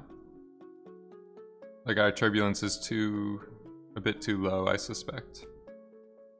But you'd see what I was saying, maybe with those better advection methods, we're preserving more of the density fields. Like there's less of it collapsing or vanishing, like disappearing in on itself. So we're just doing a better job now at tracking the surfaces. We might even be at a point where we're getting some like growing, like we're already on the other side of things. So I'm gonna go to my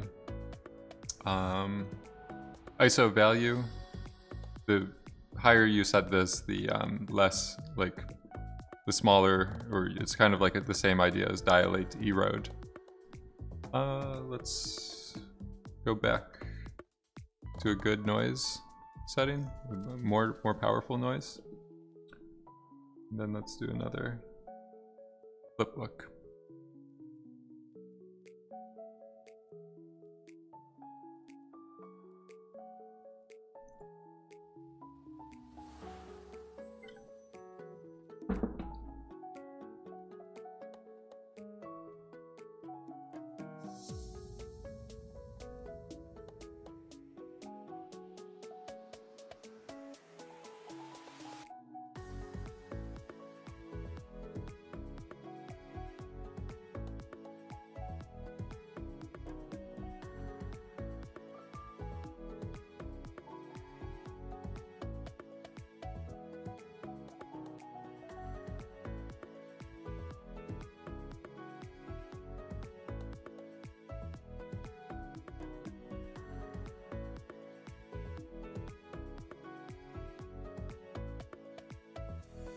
Certain ones here, like this kind of stuff is super successful. I feel like some of these areas aren't as nice. Like this kind of stuff isn't as realistic. Like if you motion blur it and stuff, it will still be okay. But I think the big ones where you see like the motion that it's traveling in, like the bubbliness and stuff, is pretty. This is the best part to see, I think. Boom, boom, boom, boom.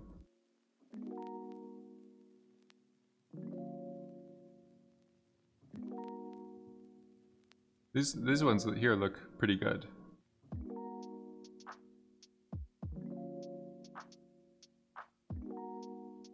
Alright, I think we're in good shape. We've completed phase 2. We're in phase 3. So, these are all, we'll just take a brief moment to rename things. If anyone has any current questions or concerns, feel free to stick them in the chat. So this one we're going fog to SDF. This one will be like a dense to sparse volume. You just get rid of this, you don't really need it. This one will be up res. This one will just be smooth, blur, whatever. And then this one will be SDF to poly soup. So I think right here, I should have left that primitive node in. I do it for a different reason here with just write 16-bit floats. What this does is it tells the Houdini to save VDBs as 16-bit or half float. It just reduces the file size. You don't really ever notice. It doesn't really ever cause artifacts unless you're doing like a rest. If you're doing coordinates, you don't want to do this, but like velocity, color, density, temperature, all the other stuff, you can do half float and it's fine. Then we'll also just do object merge. We're gonna grit this DOPNet. From any object, get any object's velocities. So we have that. Can convert them as well to VDB. Usually we do vector merge, so that instead of 3 volumes, now we just have one vector 3 volume. And then I think we can just merge, put them in. So now we have density and velocity. And we can do file cache. And this will be smoke bubble volume sim version 1. Just give us some more space, and maybe we'll go to frame 72. Save it again.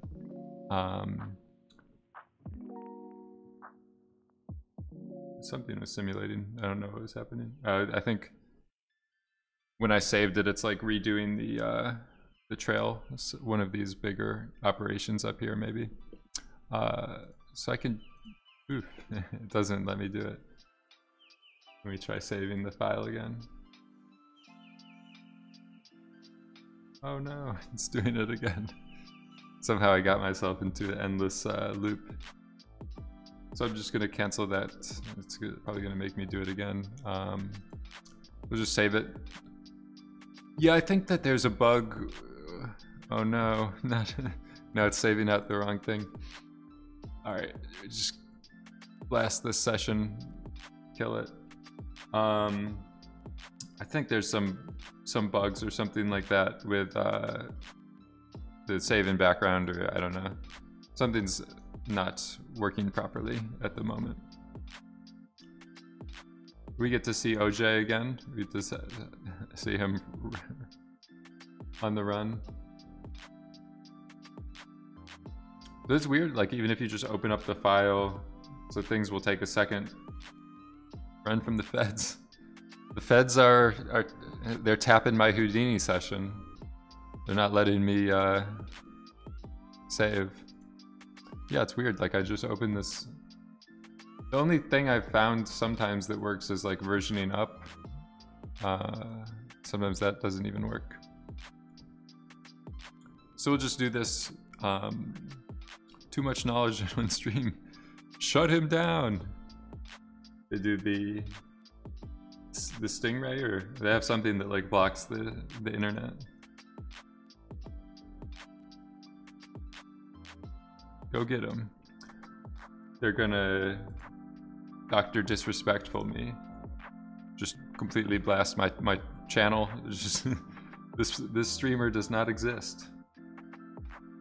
So sometimes if like I'm doing a cook like this, it's not the best working method. But I'll just open up another file, load this scene, and then whenever this one ends, just kill it without saving it. So it's like a weird. You're running a marathon. We're passing the baton of Houdini scene files right now from one to another session. Do I dare ask about PDG? Yeah, I mean, I use it sometimes, but I think like it works the same way in terms of saving in background. I don't know if it will work or not. the file cache philosophy. I mean, I just use this for streaming because it's like the simplest to set them up. With naming, it's simple to work in a basic directory structure, and I'm just not doing that many steps. I think I have, oh no.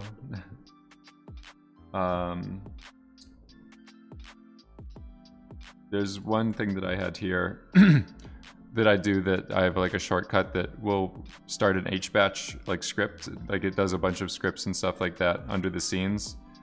So I'll use this if I'm working personally, but doing streams, I don't like to do a bunch of tools that nobody knows how they work, or they don't have them in their Houdini, essentially. The file cache, I just do it at any step. I mean, I try not to use too many of them just because I don't like to have a bunch of data that I need to manage. But basically, yeah, any amount of like time that a simulation will take that's above like 1 minute, I'll cache it. Because like even this stuff up here, when I opened the file, you could see it was taking like a minute to load that stuff. So what we want to do here is just split things back out. So I merge density with velocity to save stuff. So we just need to separate them back out. So now we have the density back in this stream. And see how much simulation data we have. Uh-oh. Just need to do load from disk. Got myself there. Sometimes it doesn't, it might be the feds. They're in. I think we fixed it. The simulation's already almost done. I mean, it's like a 5-minute sim or something. It's pretty quick. What I want to do now is like have additional particles. So I probably don't want to do this. Yeah, I don't know which. We have the trail. Usually I do maybe a point replicate. So this takes the source particles and like replicates more of them, 100 per point in this case. If we do it after the p-scale, then it will use the p-scale value when it's like jittering the points. The shape you usually want to do like spherical so that it matches that. And maybe we want to do the trail. Just need to make less of them, maybe like 7. I don't like the way that this is distributing things. So what I'm gonna do is like VDB from particles. Like what I don't like here is that there's lots of points in certain areas and then some are spread out. Like we have a very uneven, like spatially uneven distribution of particles. So I'm just gonna do VDB from particles. And what this does is it will kind of like do a fluid surface effect of the trail. Like basically we have the area that particles occupy over a current frame. And then this way, so I think maybe instead of surface, the fog that this thing generates is always a bit odd. So I end up just converting the resulting SDF to fog. I don't know, maybe it looks the same. It's just a superstition of mine. So now when we scatter, we can do like forced voxel count, anything like that, but maybe the best is like by density. So this way we're not emitting or generating a constant amount of points, but we're just saying like based off of this area, this voxel scale, emit points like that.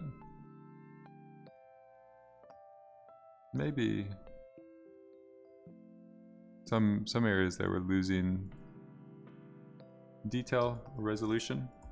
There it is. So it should be cool.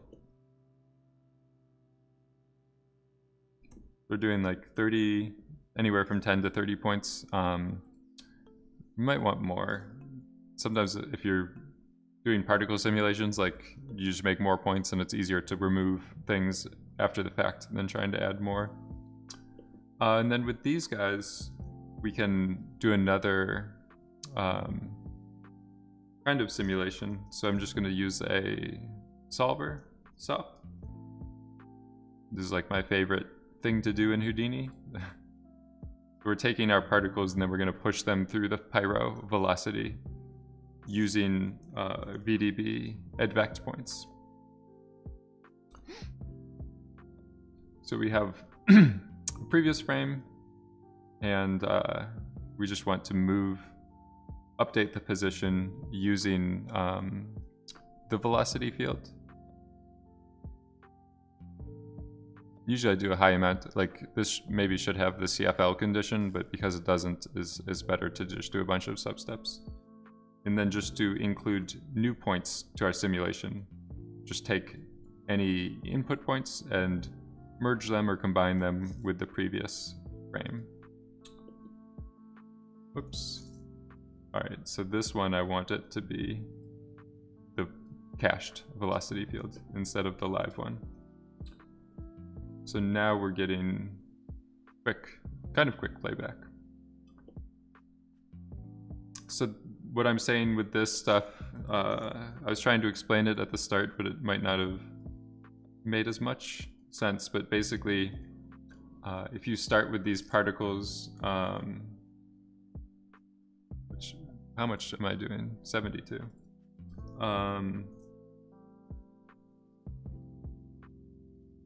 Turn down the substeps. You're following everything exactly?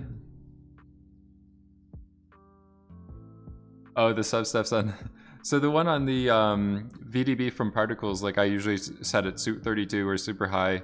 It's a very cheap operation to do. Like you can turn it down. So maybe 4 might be as low as you want to go. You could try 1 or something like that, but generally I just set it really high because it's like it doesn't seem to... I don't know, maybe it's slow on your end, but if it is super slow, that might be that you're doing too many particles or your velocity field is too high of a resolution. I don't know what's going here. It looks like... Yeah, I mean, it's just something I just ended up... I basically turned it to a super high number, so I'm basically saying, like, eliminate me worrying that this is going to be an issue that I need to fix. Like, these particles will always go through the velocity field the best way that they can.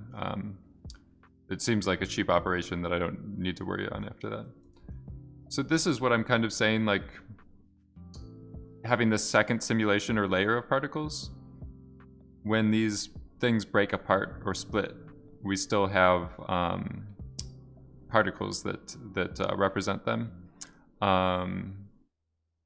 So it's a little bit better that way than just having them completely disappear and not turn into anything. Like visually, it makes more sense as to what's happening.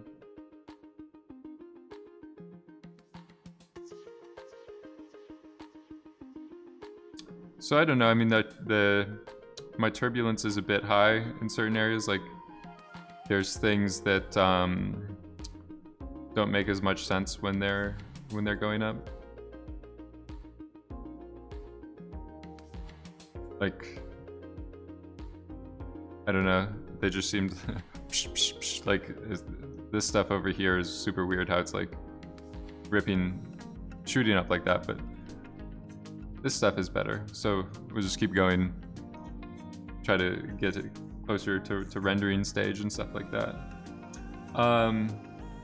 So you can see a couple issues here, like things outside of the domain just get stuck and never move because there's no velocity field or velocity information there. So that's going to be a problem. And another another thing is like these points here that they should be traveling up. They shouldn't like they don't have any temperature anymore because that kind of dissolved too much, that they're just hanging around. There's no upward motion. But overall, I think we're maybe in somewhat good shape.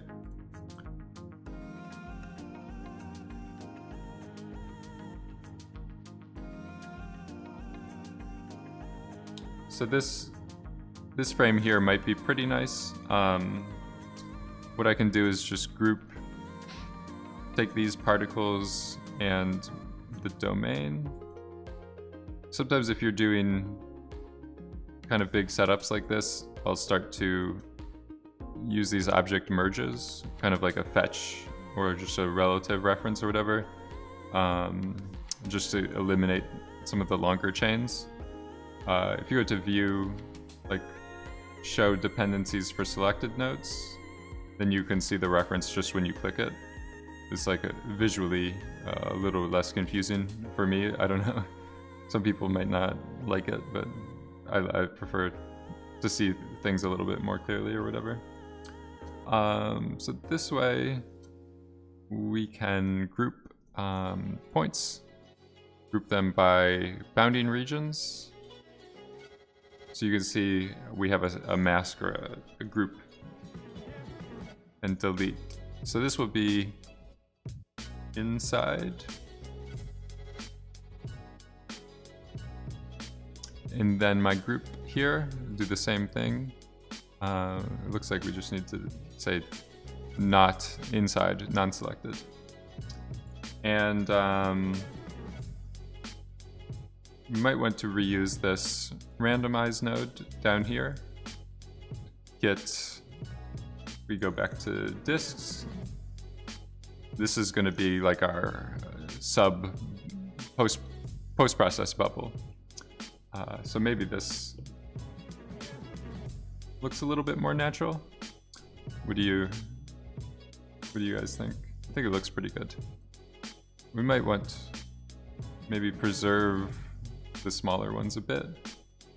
Sometimes it's just like really small bubbles disappear completely or whatever. So like, you still want to get like the specular hit on them or something is going to be smaller than this view that I'm looking at now. If that makes sense, like visually, if we render them on black, they're going to appear smaller than they are, like on a black and white contrasty display. So let's do one last special thing. So if you guys remember, I spent a lot of time at the end of last stream talking about that distance value and all of that stuff. So we want to use that to set whether these are penetrating to fix that issue. You can just do a wrangle here, and we want to connect it before we go to polygons. So this SDF operations, or the anytime you have something that's it's a little bit misleading here because it's named density, but we've converted it to the SDF. So this has some special information in it where all of the voxels are the distance to the surface. So we can transfer that value to these particles to make them bigger or smaller depending on like if they're here or here. I think with this distance, like if you just remap it, it does have negative values inside of it. Sometimes you want to do the like VDB activate SDF, and then this you can like expand or reduce how many like how far that value is going essentially.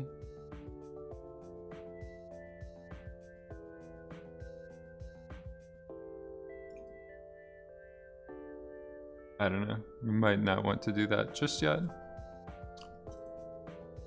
Maybe...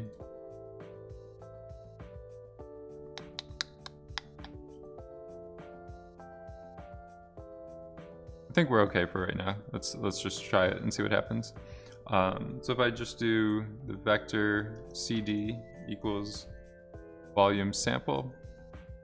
Volume sample function will just give me the value of that volume at the sample location, which is the current point position.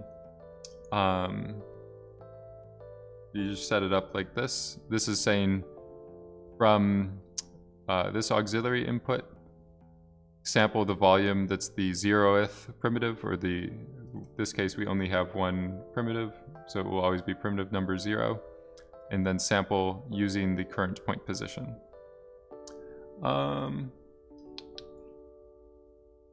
We're getting values. We can see stuff like if I do greater than 0, this is kind of hard to see.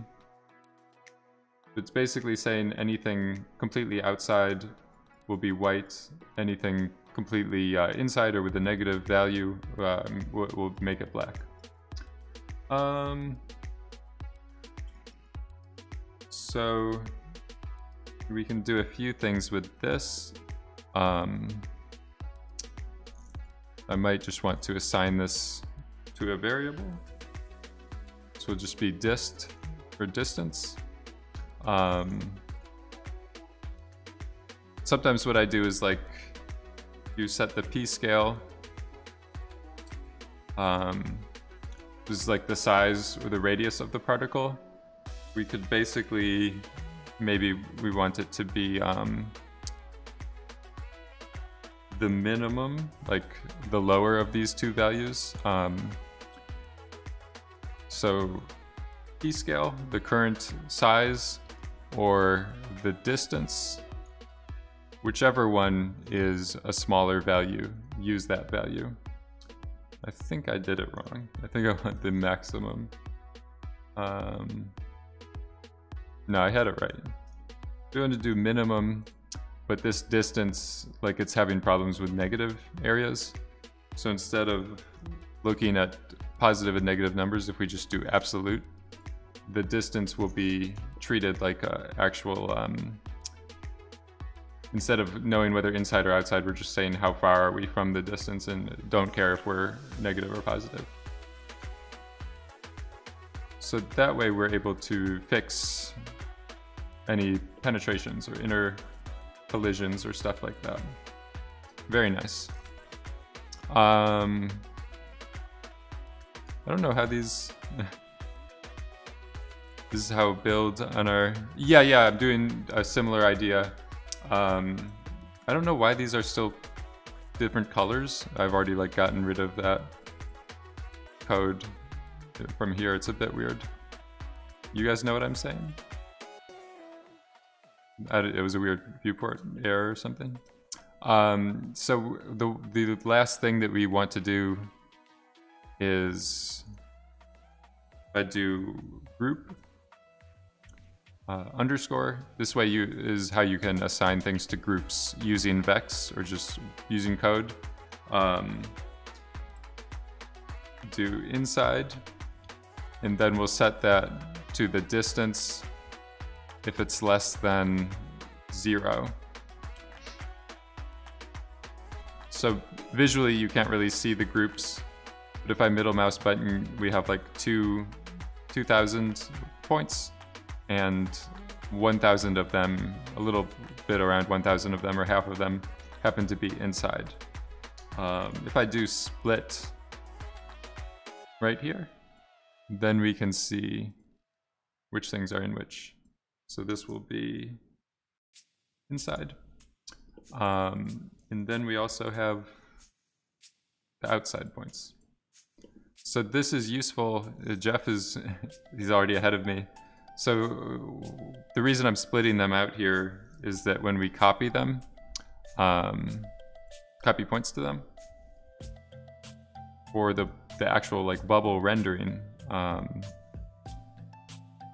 just turn off this disks. this guy is reversed. Shift R, just flip it around. Go to polygons, so we actually have geometry, and move this wire over. So, is this thing still getting colored? The hell is going on? Do I have a color attribute? The feds, they're tampering with my Houdini. Doesn't look like it. Maybe, I think we just need a normal attribute. Yes, that was it. So when they're inside, if you remember my like ray tracing spiel, I don't know, I thought I had the page open somewhere. I think I lost it.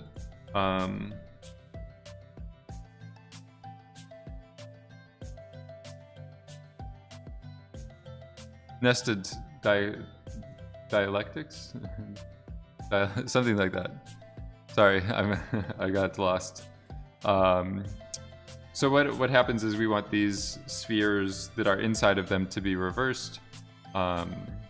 This way, when you're rendering them, it will think that they're air bubbles. One thing I was saying is like cases like this where you have a couple that are penetrating, you might want to do the Boolean node. And I think if you just set this to union, so one of these settings, we should be able to get them like combined. Nested dielectrics. I was thinking of dialectics, or I don't know, some other, it's hard to pronounce. Is it crashing? I don't know, it seems like my bitrate here is okay. You have the feds on your end now, tampering into your system. So I think with this, maybe I want to do it after the normals get applied, or maybe my reverse is a bit of an issue. Let's try it without the reverse. What web browser are you using? So I think that was it. It's a little bit better. You guys see what I mean? It's like a weird detail. Basically just don't have walls in between the bubbles. And then this reverse, do that after. So when the renderer sees this, it knows whether to like, you're going inside of the surface or from inside the surface to outside of the surface, essentially. The feds browser, the CIA Explorer.exe. You need to turn off hardware acceleration in the browser. There's, I don't know if this will work as well, but I'm still in the process of updating things, but if you just go to johnkoons.com/live, this is still the Twitch player, but it's like an embed. It might be more stable. I don't know, it might be like less plugins that they need to load for it or something. So we have our inside particles, and then we just want the outside things, and these ones, we don't need to reverse them. So I could just drag that. This will be outside. And we still want normals.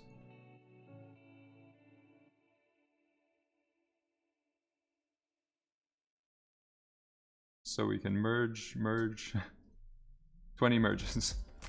So now, like, we've done a lot of work or whatever to basically finesse things procedurally so that these guys inside will always be flipped around, these will be poking this way, and then we also did our fixes with the penetrations so that we'll never have bubbles show up like that. So I think we're in good shape for rendering. We have our things, our particles. I'm just gonna save this. This other Houdini can kill it. This one was the one I simulated from, but both of them were current at that time, so this one is now the latest. So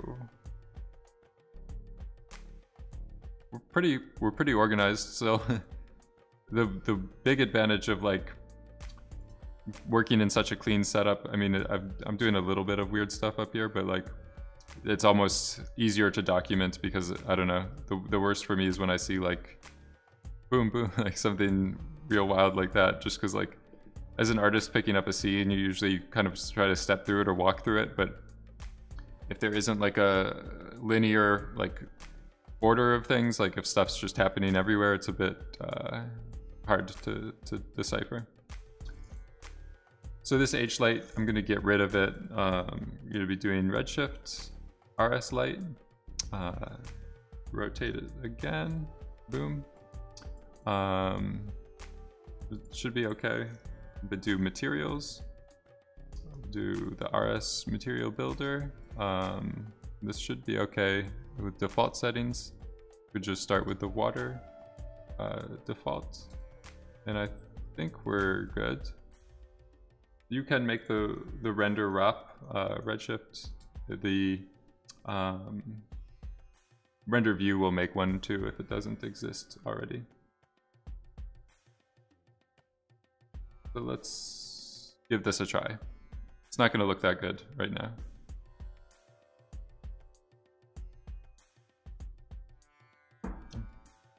I very enjoy how to use Houdini to its fullest, creating sim fully controllable compared to other tuts that are nice, that are nice, but using presets so much control over the details. Yeah, so I'm trying, I mean, you could do shelf tools and concepts and stuff, and like, you could probably get this down to 15 minutes or something like that. And I might do that eventually just with some offline tutorials, like quick tips or something. But I think these Twitch sessions are nice to like, we're all kind of like hashing out. It's a nice little discussion or roundtable of like, what are good approaches? What are some good nodes to use? What are where are the gems? How many gems are we gonna extract today? Yeah, and then just like learning the concepts behind things is always very valuable. Of like tutorials where they're just clicking buttons and showing you the result is not the best. I'm gonna add a gem. So I'm thinking about a gem emote. I got a slot thanks to all the subs. We got enough sub points to Jeff Bezos granted me another emoji slot. So we could just go and set the material.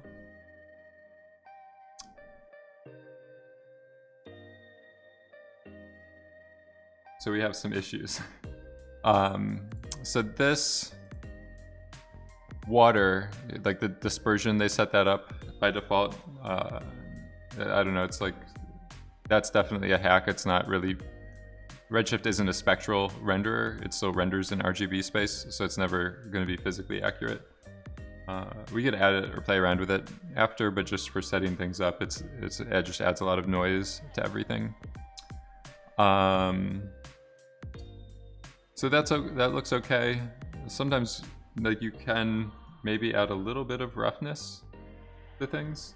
This will just visually make like specular stuff more blurry.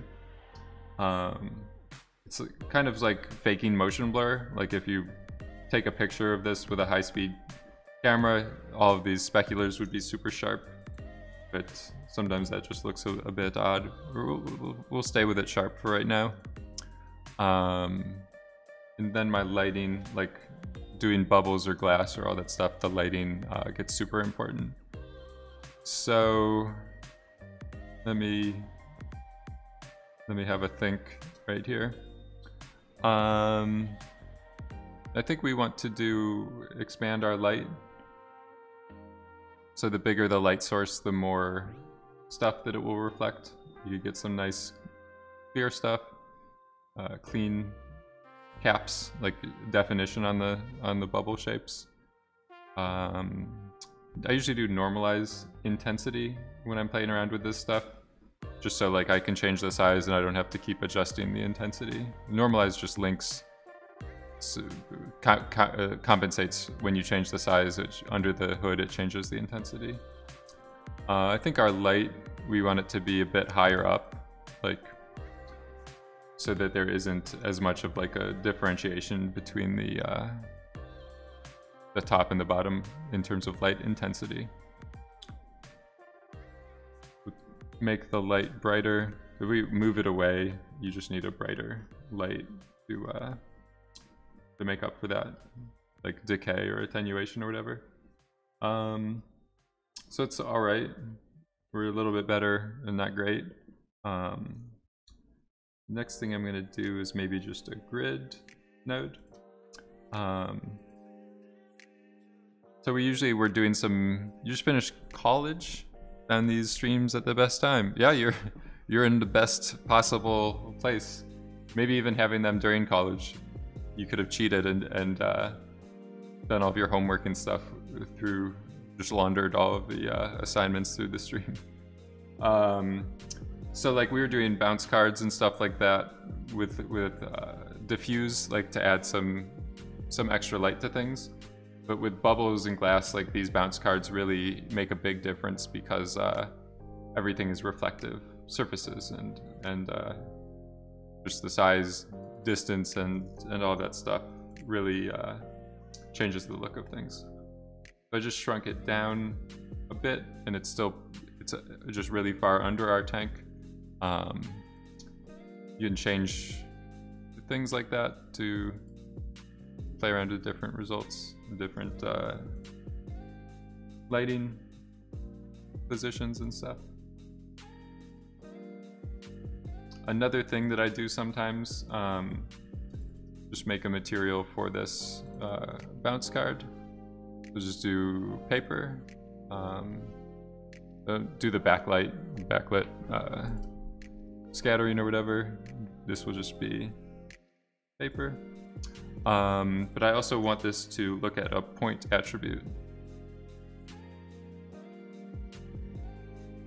So override the color with the CD attribute. Make sure that this, I wish I learned Houdini, but it was all Maya. And since COVID, it's hard to get an internship going as of right now, But that free time is well spent. Yes, I kind of, I also just had extra free time because of this quarantine. So I was trying to do something productive and get these streams going and stuff. The Hulai challenge. Yeah, I might take a couple of those. You guys saw this. It took me a few minutes to figure out how to pronounce this, like just the cursive font and stuff. So this is their play on July, Houdini, Hulai. Hulai. Pulling tricks out like Houdini. But yeah, the daily prompt or whatever for the different things, like some other software packages have done stuff like this. If you've seen like Nodevember, this is like a hashtag or something for Blender. Like they basically tackled a different prompt or topic each day of the month of November. So like organic or things like that. So that's why they have the day and then the topic. So Houdini's running a similar thing, but they're offering like some prizes and licenses, or you could probably they have a forum for you to post things. So if you're posting interesting stuff, like you get some job offers or DMs. Someone might slide in your DMs and offer you a job. So that might be a good idea if you have extra time on your hand and you're looking for work. So just assign the shader to the ground. And then I set the CD attribute. So we just do a wrangle. Sometimes I'll just do different little up the resolution, and then if I do like color, float.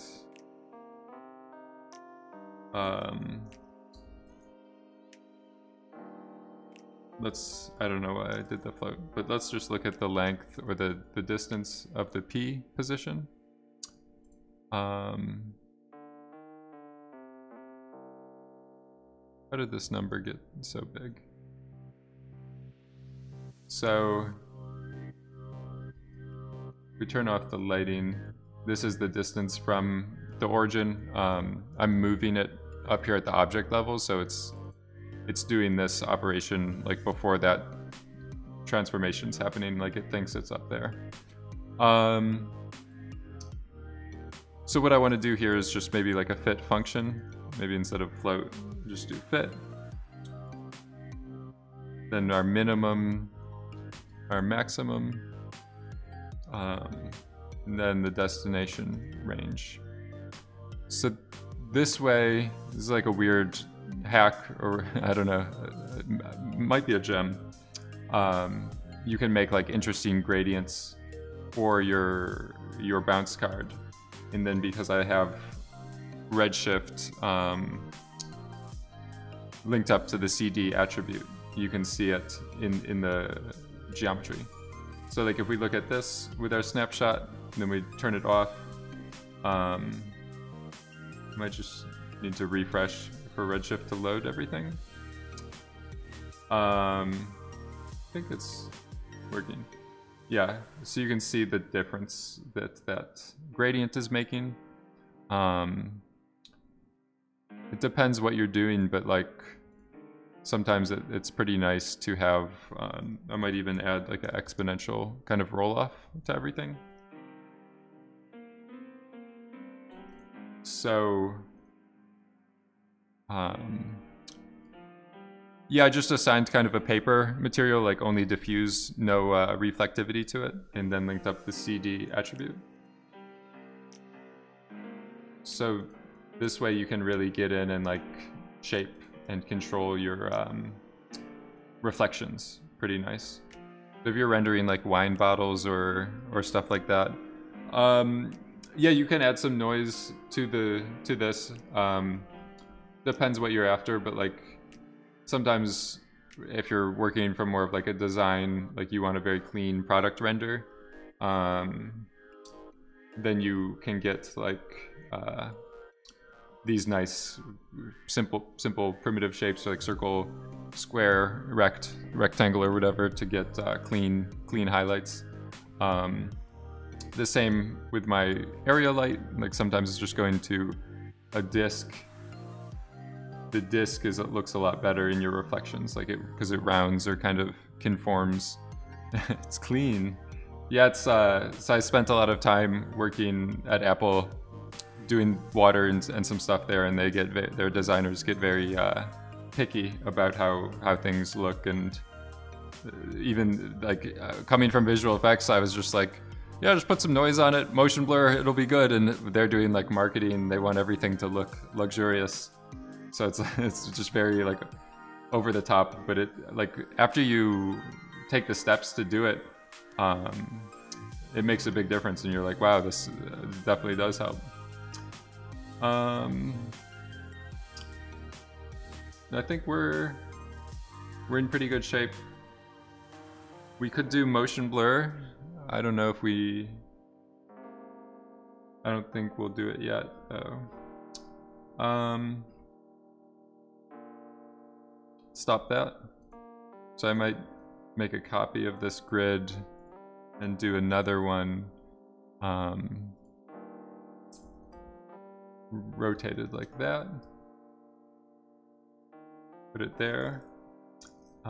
Oof, something. Where did it go? I was working in the wrong direction. Just need this to be in the X component. And then we went the wrong direction. So this way I have another one that I can control and move around as well. Looks like we need to reverse him. And maybe this one I want it to be like a broader fall off. Turn that off. Let's see what happens. So this is another idea here to get like some luxurious clean bubbles. We can also, depending on what you want to do, if you do turn off primary, then you just have this gradient or grid like only on the other side of the bubbles, like the refraction. That's pretty cool. Turn that off as well. It just depends what kind of look, cleanliness you desire. Let's see what happens.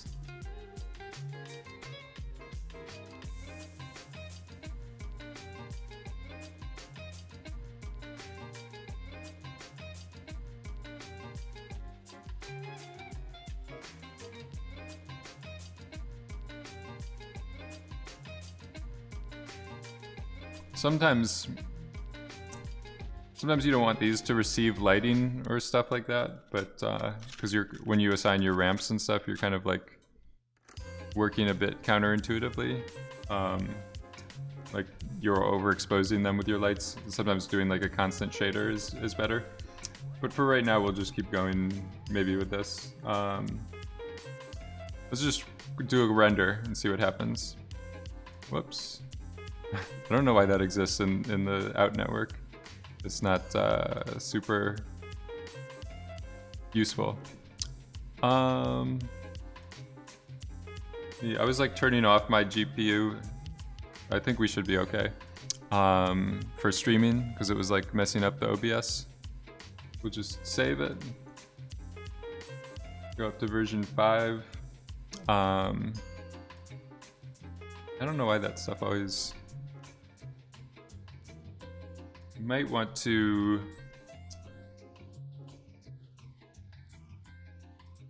do a cache. I think that will help a little bit as well. So someone was asking about caching geometry. It's generally like rendering things. If you're rendering on a farm, setting up a file cache is nice. Like otherwise each frame would pick up the job and this simulation would keep having to be reperformed over and over again. This will just do bubble. Sometimes I use this shorthand or syntax or whatever, like RNDR, render cache. Let's save it again. It worked. The feds are out of my computer. We were able to save in background this time. So we have this thing, should start to make some geometry pretty soon. Hopefully. Sometimes like just starting the initial instance background render takes some time to like spin up.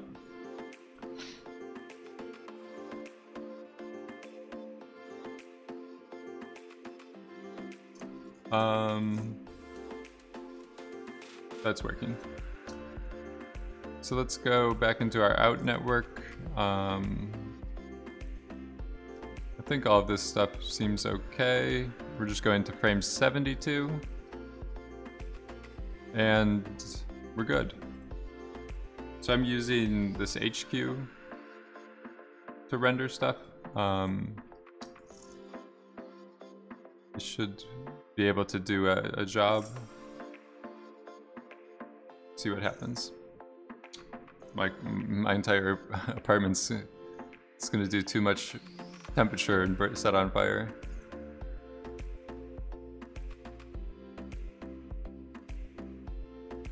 I do HQ just like at home. I'm not doing a ton of jobs. It's free. It comes with Houdini and it's pretty easy to set up. So I just have 2 computers that work with it, but it can be nice just even with like schedule renders. Like if you don't want to render something right now, you could put it on here as like a scheduler and just block it until overnight, and then like let all your renders go, even if you're just working local, like one machine or whatever. But it comes with Houdini, and it like Deadline you have to pay for after 2 licenses or two clients. So if you're just using Houdini and you're not working with like other people at a facility, this is probably good enough. But once you start to need like more management tools and support other plugins and Nuke and stuff like that, you can't really use HQ too much for it. Yeah, I mean, it comes with Houdini. I wouldn't really recommend messing around with it if you're just starting out, but it's a nice thing to have for like a more advanced user, or like if you're doing remote and you just have extra computers lying around, then you can have them all like networked, farmed together or whatever. So I'll just go to my directory. I don't possess the extra computers. Yeah, I mean, it just depends what you have access to, but with GPU renderers, like you can produce a good amount of work or bandwidth just with 1 or 2 machines. If I went out and bought some more GPUs, this thing might even be working faster. So what is this? Today is the 27th. We're in the render directory. Doesn't exist. Oh, I messed it up. I didn't make my scenes directory. We're still okay. It's just a little bit slappy. So let's take a look at our renders. Not the greatest. It's looks like we might want to add motion blur to get rid of some of that flickering. I don't know if my Boolean node is messing it up. Might just be that the light is too close to things. I don't know if you guys have any thoughts. I might knock out this background reflection thing. I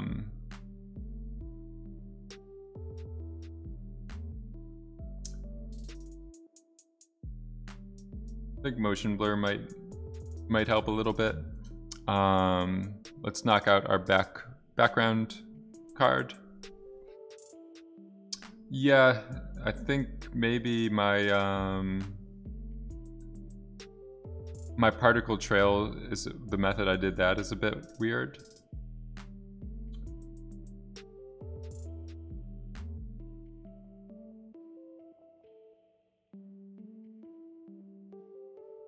So let's take a look. This stuff is rendering pretty quick, so it's like this. Oop, killed it. This part at the end works pretty well, but everything else is a bit disconnected. The motion and stuff, you're correct. Let me just set up a few things. So under Redshift here, motion blur, we can turn that on and do, we don't want like deformation motion blur stuff. So what we'll be doing is using motion blur from the velocity point attribute. I think we're good setting it up the way that it is. You do attribute from volume. Just go like that, and then we can grab the velocity volume. We're separating out density and velocity right there.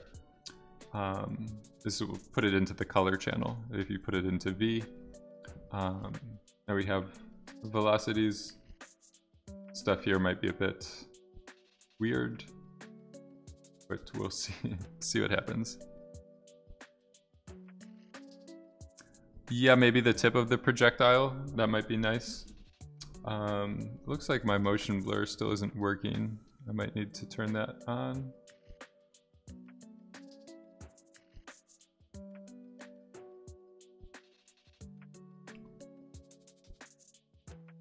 Something happened, maybe. Have V.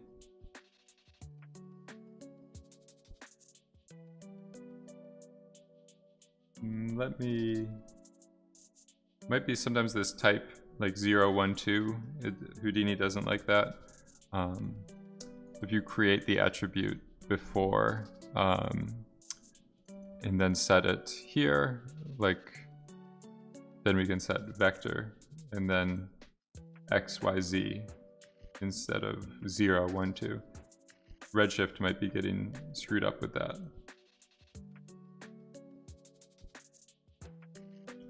Not the case. Let's take a look at our ROP. Maybe we need deformation blur. The way that they have it set up, yeah, I think that was it. So we might want to clamp some of these areas. Let's take a look at some things here. So I think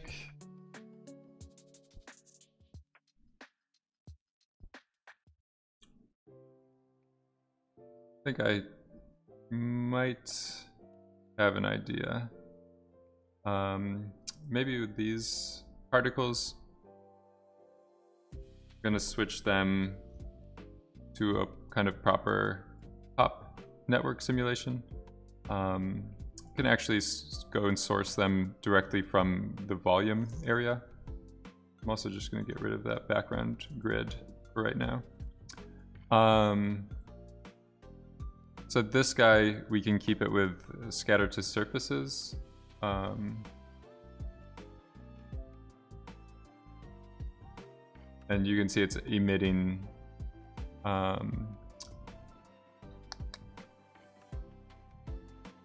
using the constant birth rate. I don't know if I want that though. I think I want, let's just do all points and then we'll use this thing. So we're kind of stopping the emitter from doing more work than it has to. And then we can do this advect here. So pop advect by volumes is the same thing as the VDB solver, but this will just do things within a simulation. So I could say like second context geometry, and then we've kind of replicated this step, but instead of doing it the solver, you kind of have to manually set up your forces. This one here should get things set up. Sometimes let's investigate what's going on. Sometimes this one expects things to be back to 3 volumes, so we need to do vector split. So we go back to XYZ instead of like individual vector volume. I think it's working a little bit better. We could go, this is that sub-step stuff I was talking about. This one's a little bit nicer because it has the CFL condition.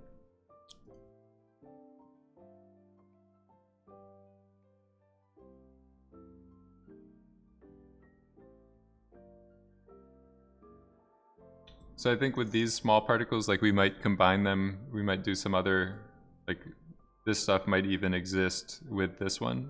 We'll see what happens. So up here, Cyber was saying the bubbles are spawning with no motion. So we messed some things up here. We didn't preserve the motion. This SOP solver doesn't, like everything you have to do manually, all of the forces. So if we had existing velocity, it would have ignored it. But this pop network will recognize it. So if I just do attribute transfer, then this will like spatially preserve or copy velocities from the source points. So just get vel.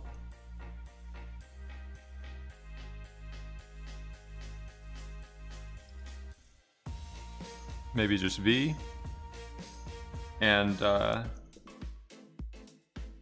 think we're good.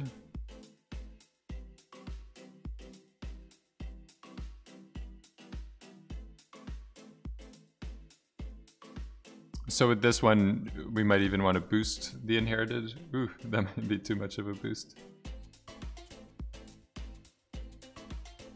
Let's just go back. So now things will actually be more powerful, like injecting into the simulation. Yeah. All the scene files they go in the Discord server. There's a link to the Discord below my stream window, like on the Twitch panels. Maybe you have to go to the About section or something.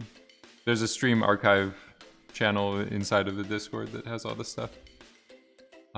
So this thing, like, basically the air resistance is how much your particles will match this velocity. It's like if you have a wind, how quickly they align or become like the motion of the wind. So if we reduce it really low, like this input velocity will be allowed to travel further. It's kind of like a drag, the same idea as a drag factor. So we might want a little bit more of air resistance, just like how quickly it will assume the same motion as the Vel field. So with the solver SOP, it's basically going from 0 to 1, like it's always just perfectly matching the pyro. I think we have too many on this input. Just make a little bit less particles. I don't know how big of a difference it makes. Sometimes with that seed, just do it randomized each frame.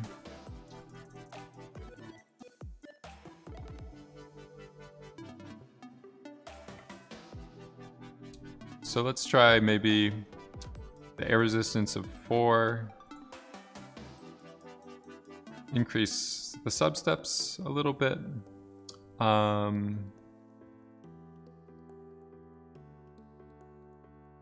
And then my inherent velocity, maybe 5, with add some variance to it.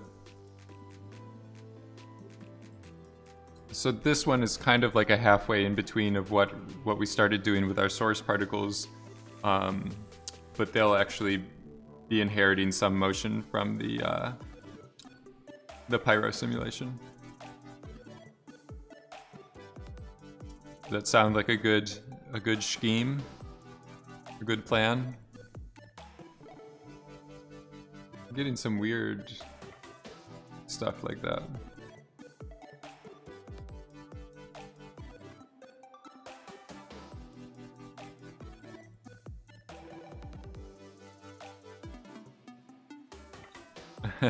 Develop a sixth sense trying to picture this pre-render.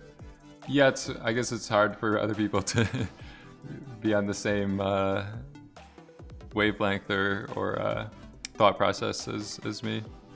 I'm trying to think like why this is going so slow. Like bringing in this velocity field each frame is a bit slow. Maybe these substeps are slowing it down as well. It's looking a little bit more interesting. See what happens if we just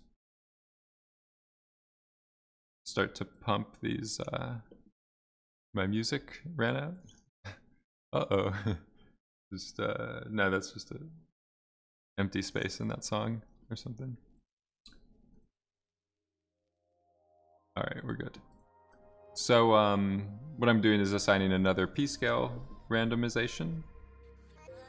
So if we look at, press the D button, disks, this guy will be our other random. Maybe some that are even bigger and really big.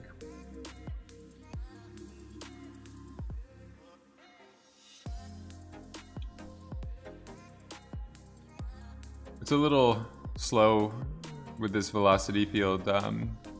Sometimes you could resample your velocity field, like down-res it before you, like after the simulation, and before you cache it to disk, and then it's like a little bit quicker and easier to work with.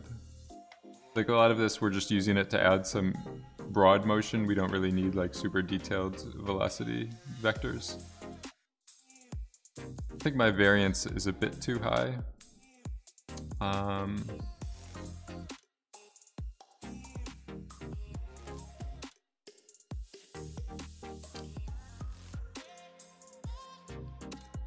I'm also just going to do a pop force. So this is going to be like an additional buoyancy, like just up, uniform up direction.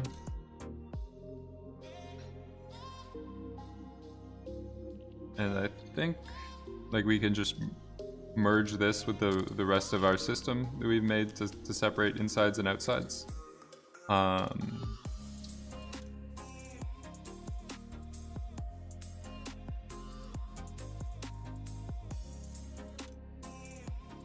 Something's going pretty slow. I don't know what it is. I'm just going to replace this cache. Damn, this thing keeps re-cooking. I don't know what the hell is going on. The feds.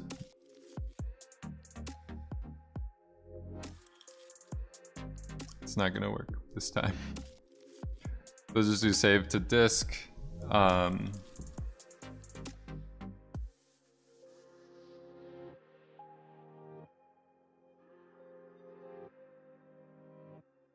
The solver instead of the new DOPNet is still connected. Performance monitor to the rescue.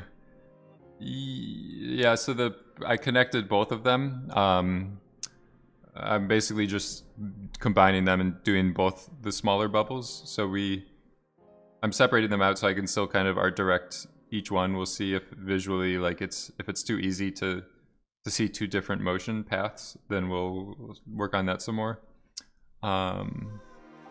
The performance monitor might help. You think it's the Boolean? This triangle Dulany instances is a definite Boolean suspect. This Boolean is just a bit of a... That would be like maybe at the very end you would turn that on once you really know what you have. I think my velocity field is a little bit slow to work with. Trying to... We're kind of running out of time all around here. So let's just go into the Pyro simulation.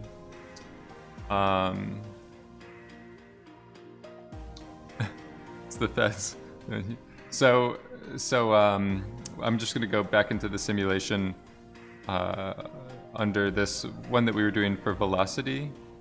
I'm going to increase the source, so we should have faster moving, more inherited motion with the trails. This turbulence, I'm just going to go a bit lower with it. That's all that I'm going to switch right there. I'm going to add another BDB resample here. So we're doing this using the voxel scale, but this time do 2. So the voxels will be twice as big, or will be a lower resolution. If we look here, this is like a 14 gigabyte cache from the first time we saved it. If I cache it another time with lower resolution velocity, it should be a lot smaller file size. So that's part of the performance issues, was just reading or loading really large velocity volumes. Each frame becomes pretty slow, if that makes sense to everyone. Like, it doesn't even depend on the processor, it just depends on your disk speed and memory speed and stuff like that. It's a memory intensive process.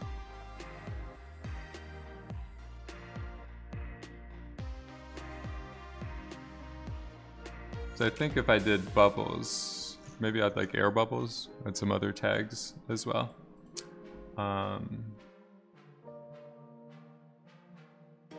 It's pretty interesting, like you almost see, this one probably would have been a better idea to do instead of the bullet trails.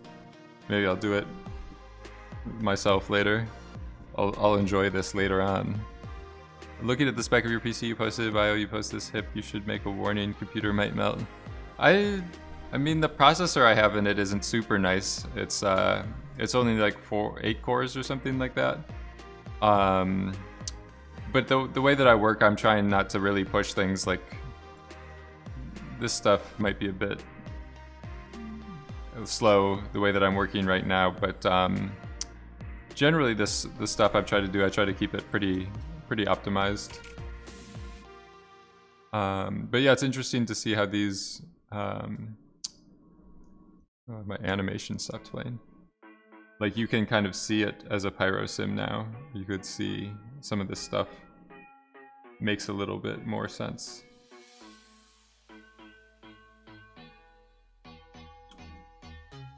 You're getting pretty good results. Like, I don't know, it's somewhat close to things. Stuff like this I've always found really hard to nail perfectly.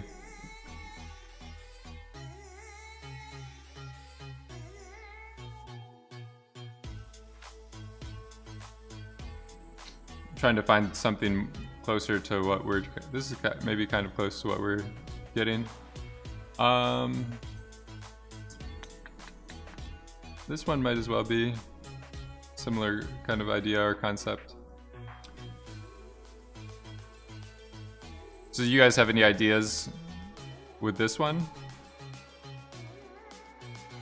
So you just turn like temperature or density emitters from like their nose maybe, wherever they would have air trapped onto their body, and then emit smoke, surface it, and you might have something similar to that.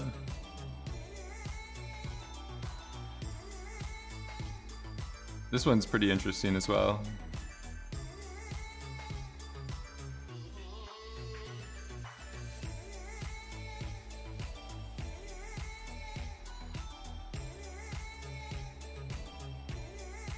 I don't really know what that one is. It looks cooler as a thumbnail.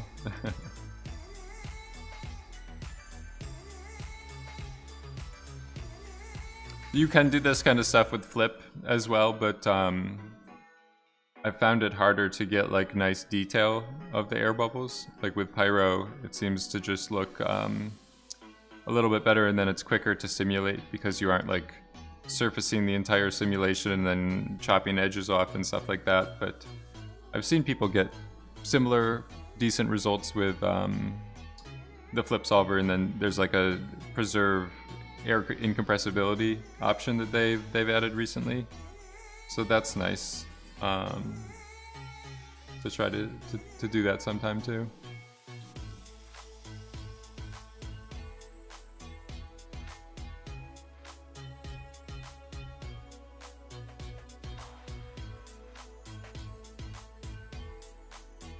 Fun messing with it. Yeah, I mean, this a lot of these would be pretty cool to try to make with this setup.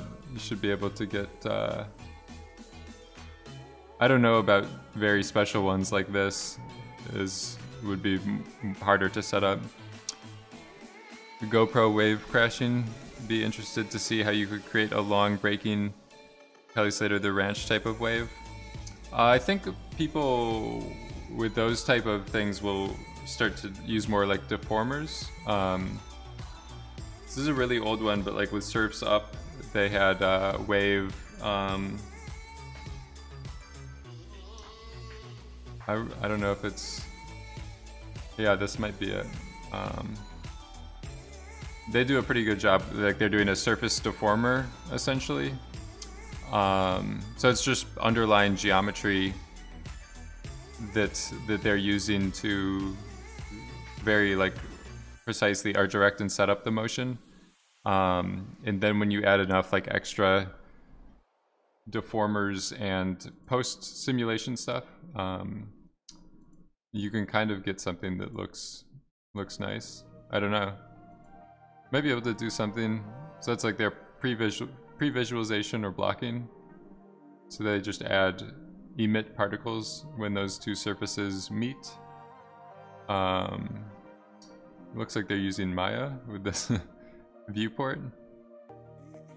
But I mean, this is super old movie, so they were a little bit more limited, but like sometimes you just have to think of it as more of like a landscape or a set that you're making, and then you just add effects off of that.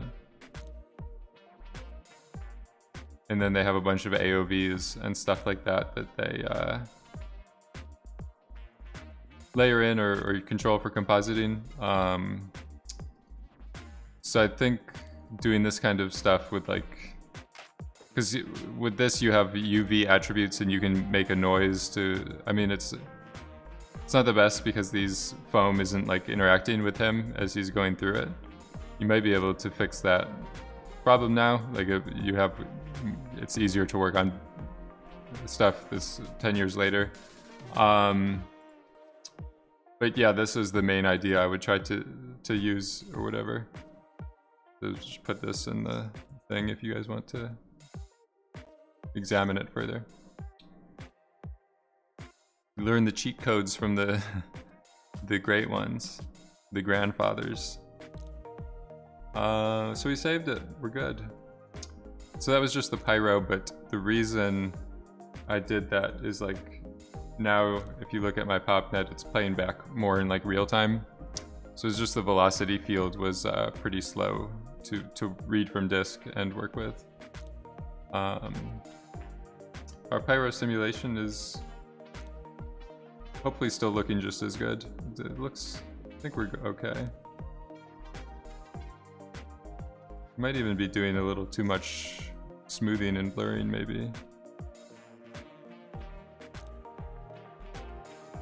I think maybe our fog ISO value, if we lower it, will capture just more overall motion of things possibly.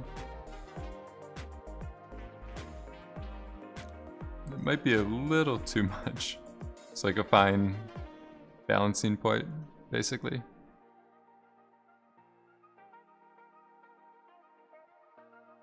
This is maybe a little bit better.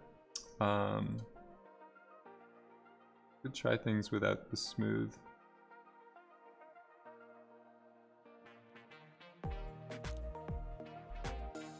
Maybe we'll go without the smooth for right now and see what happens.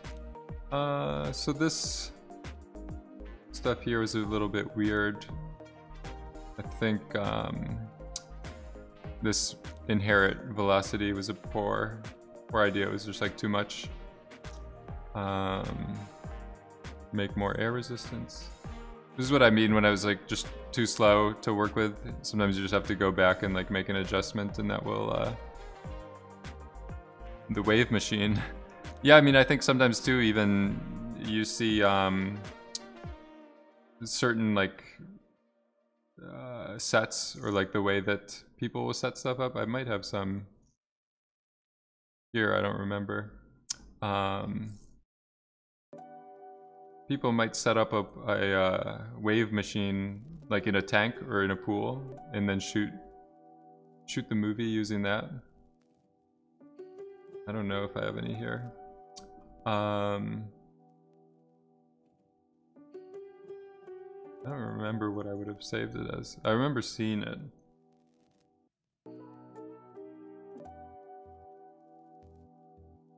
But that's another approach or whatever, where people set up these pools that they can mechanically like create or change around or whatever. One's pretty nice. Slater wrench vanished. I don't know what happened. So this guy, our buoyancy is like too strong, I think. We might want to add just like a little bit of turbulence to kind of break stuff up. So let's take a look.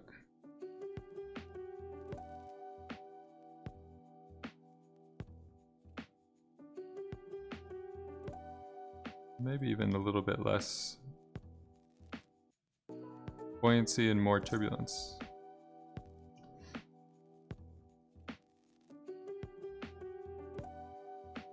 I think this swirl size is still a bit too big.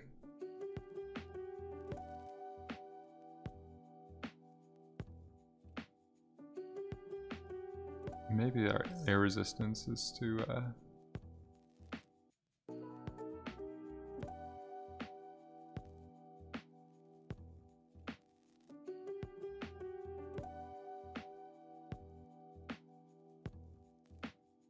Alright, let's try something like this. So I think with these ones, we just want most of them to be pretty small. the few bigger ones. My emission is like way too high, I think. So we'll reduce this 10 times.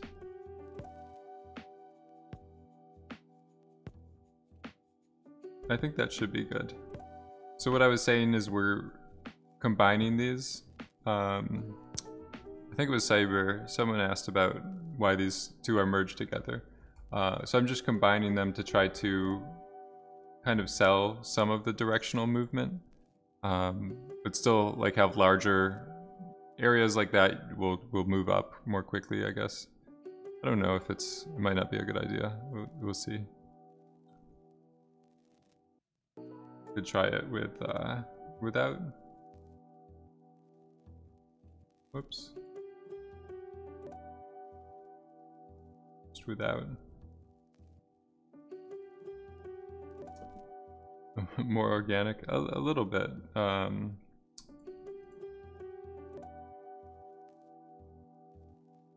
Maybe this is too many right now as well. Let's take a look. This is just like two different things happening. I mean, it's underwater. Nobody really knows what's where things are moving, what's going on. You kind of get away with some weird stuff like that. So we'll keep these guys merged. And I think we might be okay. Let's just do some quick inspections down here to investigate our velocities. Okay, so our velocities, we just want to do that before the cache. They look a little bit better. The last time we had certain stuff like that. Precise creating an effect that is really abstract at first. Gotta love Houdini for that. Yeah, I mean you can make whatever you want.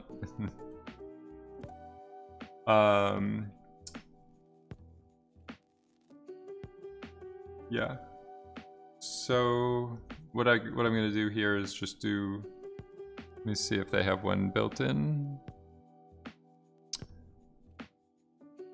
I don't think so. So basically, we'll take the vector velocity dir, which equals the normalized velocity. So this is the direction things are headed. By output, everything is vel dir. Basically, this just sets all the velocities to be a unit length, like they all have the same speed that they're traveling at. And then we can make another float that's the vel magnitude. This one's the length of the velocity vector. So we have a direction and a speed that are separated out. We could combine them, and then we have back to the original result. But the reason I do this is the standard way to clamp things. Using this min function again, we can set like the highest possible number that we want for velocity. So like I think my pyro sourcing was kind of messing up certain aspects of it. We might just want to go like 1.5, which should be nice.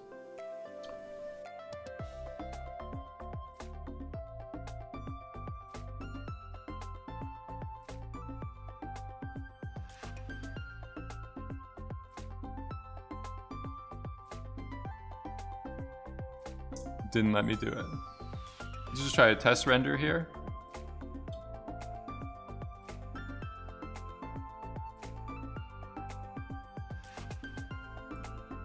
Is this motion blur working? I think it is.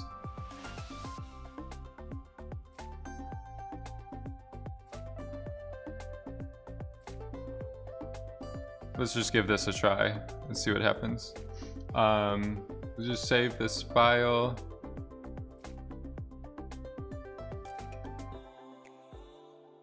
I don't know what this is that keeps having to get recooked at the start whenever I save. It's a bit, it's the feds. All right, we'll save it to disk. And let me think.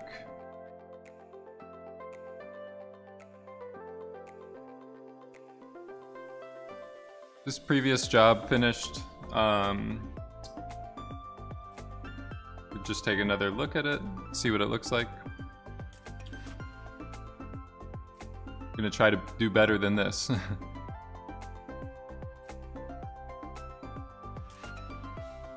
So we just want to preserve more directional motion from everything.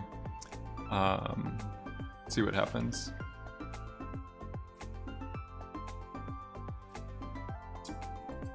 So I think I can just reschedule maybe this entire job. I have to check everything. I'm not too well versed with how to do this. So I think because I'm like saving things, it's this using the same Houdini file, the same number version or whatever, I can kind of get away with like I don't know, I might have not done it right. I think I messed something up.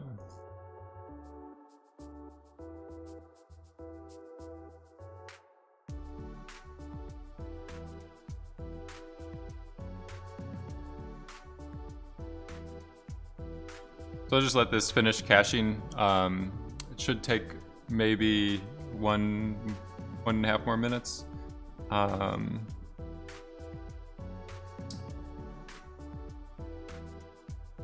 Yeah, we'll let it finish caching. I'll get some water and be right back.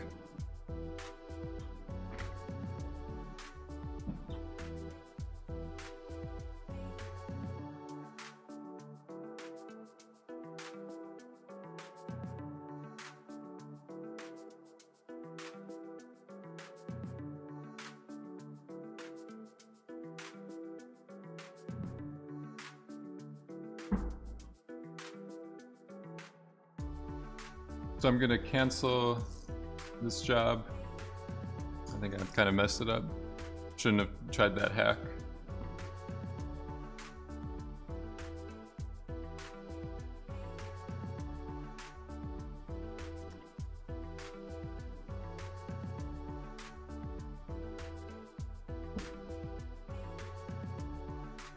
So we have 48 frames.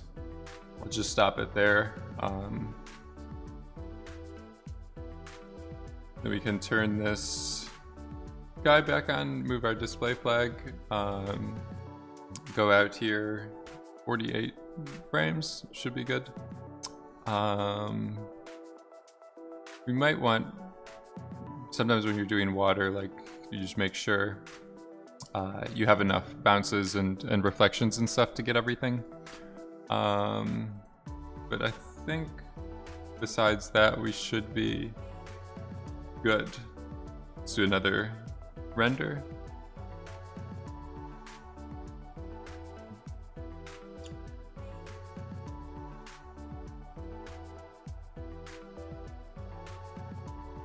Let's see. So we have things going. It's like 10 seconds a frame. It's pretty nice. I feel like loading the geometry is probably taking longer than the actual render. So I took out the back plate for this one. I think just visually it's going to be a little bit better. I don't know. For certain crops and stuff this looks good, but like overall composition is a little questionable. We might, like this gradient, you might want to expand it if you're cropping things this way. So I think this just looks a little more clean, kind of. We might want to get our bottom grid back in. I'm just changing like the exposure here. So it looks like things are a bit too bright in our main render, like overexposed or whatever. I don't think it's commercial. I think that RV, yeah, I mean, it is commercial. I think it just stands for render viewer or something. Autodesk owns it, so it's like part of that subscription and everything. But it's really nice for just viewing files, like super simple. Yeah, I mean, I do FFmpeg with to generate movies and QuickTimes and stuff like that, but they're viewing tools. This RV software is like what every VFX supervisor uses. Like it's the best review tool. I don't know, maybe people have tried to recreate it or whatever, but I don't remember how to do everything. But like, I think under tools they have annotation. Like if you're telling someone to fix their render, like fix this issue, this one's nice, keep it. Now I'm a visual effects supervisor. And then those notes stay like persistent on the different frames. So it's quite nice for that kind of thing. You could also just like flip things around, everything like that pretty easily, and do like little color saturation shifts and stuff. So it's just a, I don't know, really nice render for that type of things. I think it's an improvement. I don't know if it's 100% there.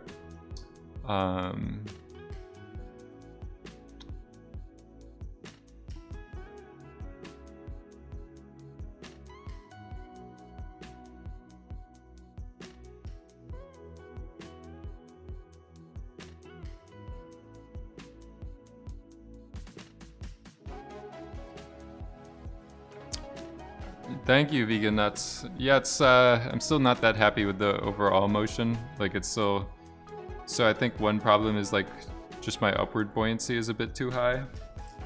Let's get a more up to date.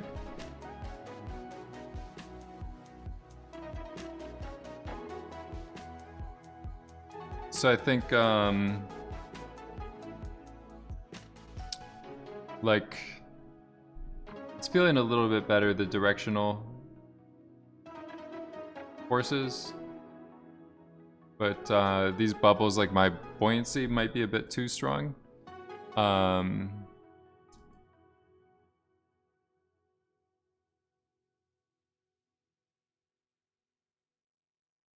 And it's not inheriting enough velocity really.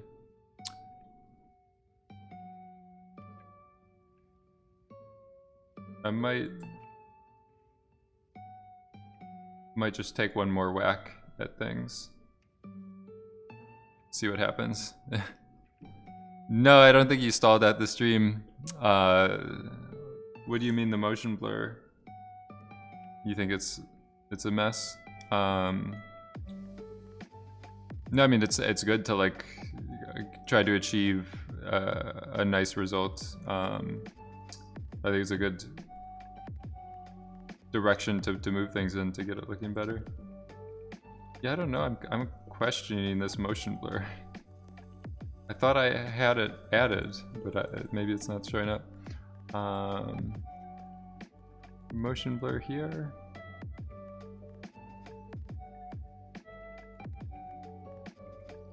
Maybe it's my clamping? I don't think that that's the case.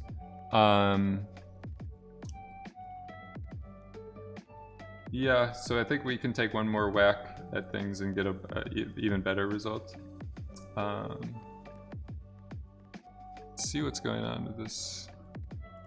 I think adding this grid underneath everything should help show more of the shape and stuff like that.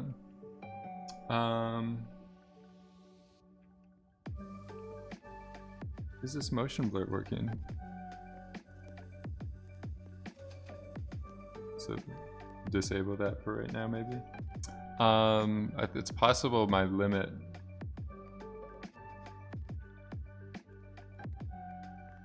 is too low.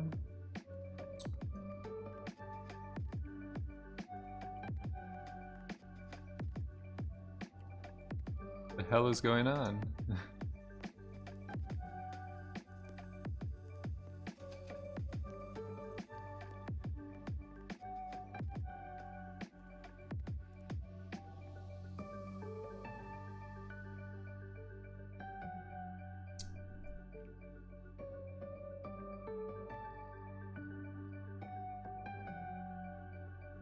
Let's just take a look at the rock.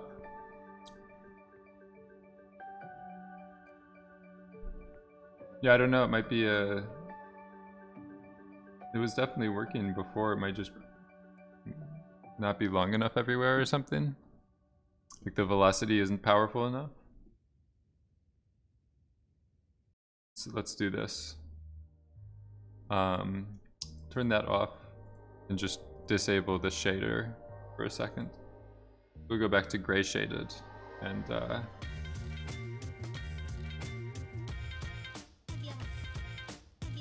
I think I see like there's definitely some motion blur happening. It might just not be like powerful enough or something.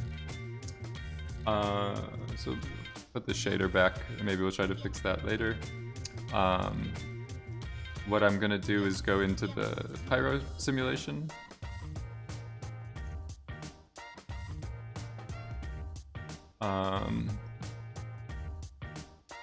Yeah, they have velocity like up here, so I'm gonna try to go in and sort that out. I don't need to do that. So I have this one set to my pyro simulation. I was trying some stuff here. I think like my buoyancy might have been too strong. Go back to a higher resolution for a second.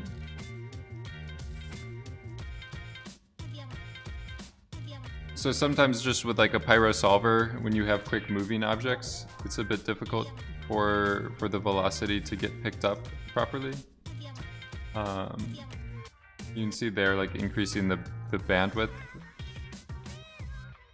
seems to help a little bit. Like this is extra padding around the particle when it puts it into the simulation.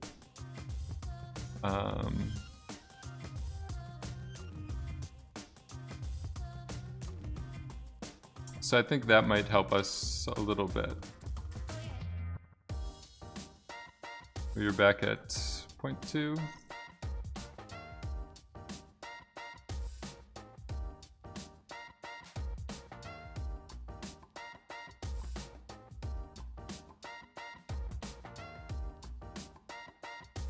It's like a weird balance, I feel like, because we're kind of treating everything like it's underwater, but I think this should help a little bit. We could even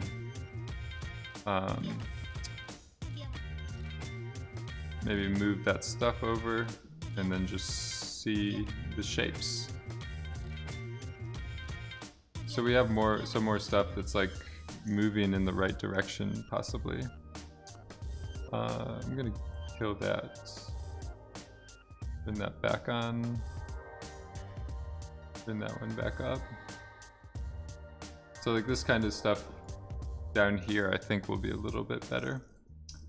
But yeah, there is like all the velocities exist here. It's just with pyro it's always like a bit of a problem to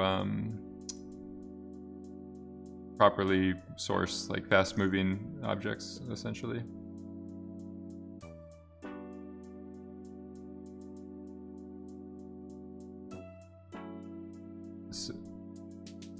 This stuff keeps cooking. It won't stop.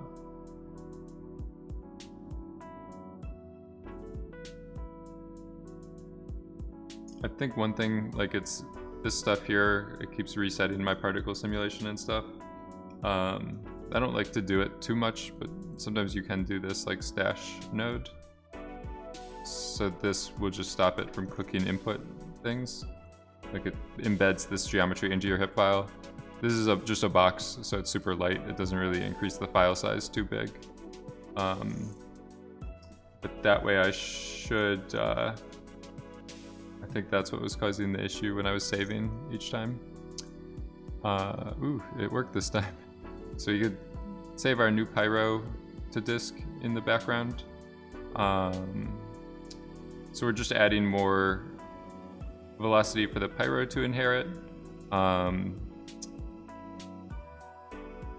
So it should help the look of this solver sop method as well as this other one, but let's just start to play this one. I'm just gonna go just install Discord.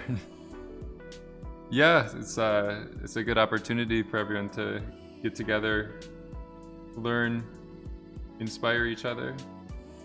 I feel like doing this kind of style is nice because it's like super easy to accumulate a lot of tutorials that are offline or not live and then just never watch them, but like setting a schedule like this and then all hanging out in the chat, we're all kind of just like powering through it. It's easy to just like download a bunch of MP4s and you're just like, yeah, I'll watch them later or watch them later. Not even I do that all the time with just a hard drive full of tutorials that I've never watched. So I'm just looking at the render scheduler here to see our simulation progression. I think this is like switched between two caches, kind of like the old one, and then it jumped up to the new one. It's just not, our velocity field is partially new, partially old. But it looks very good at the start. This kind of curl is the exact motion I think we needed. So this might have just been a blunder, like, don't go down that path. We'll see though. This guy was my size, so just clean up some of this stuff. Like, this kind of thing would be cool. You just do Shift C. So if you wanted to, you could right click and do like create digital asset. But this is basically like doing all of the bubble fixes that we were doing. Basically like the inside ones, reverse them, the outside ones, don't reverse them, and then scale things so that they aren't intersecting the surface. So you just do this as like post sim bubble fix. It's kind of hard to see a little bit. The other thing that I did talk about a little bit, just trying to fill some time while this simulation goes. It's like doing this attribute VOP. So at the very start of last Wednesday's thing, I talked about this. And then just doing a curl noise and using the point position. But instead of the point position, like I talk about it a lot more in that stream. So if you didn't see it, I'd go back and look at it. But this way, the noise like shears, it moves in the opposite direction of the points. So we're able to just get more of a fluid like motion underwater look. You just need a very small noise value. Something again is, okay. So I need to add this noise to my current point position instead of like overriding it.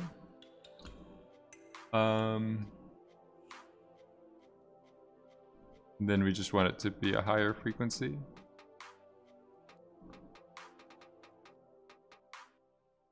Just very subtle, just to get like some interest in the specular highlights, I guess.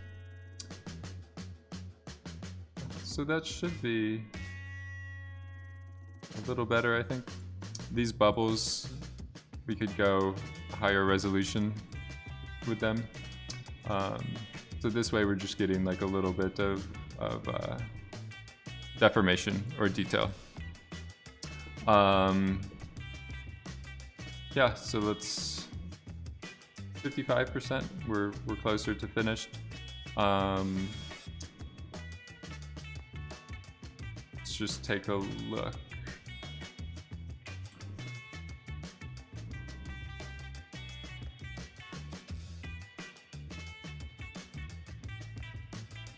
So sometimes you're just visualizing or previewing things, you can set the alpha just to a low number. Should work. To see through things. Or maybe I need to turn off the wireframe. It's a little bit, it's never going to look that great, but it's a little bit better for a preview. And then I think my light up here was just way too bright. Let's turn that down a little bit. Maybe we'll make it a little bit smaller.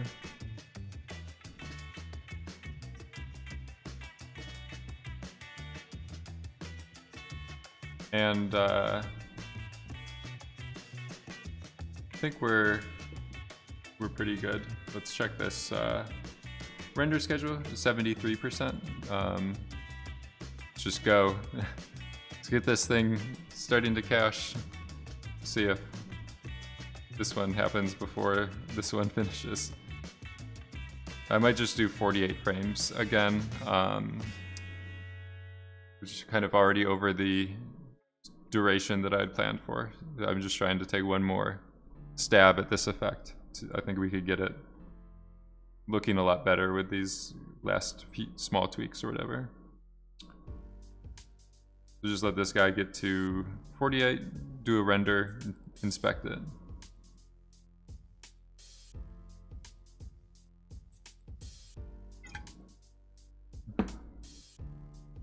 My hourglass.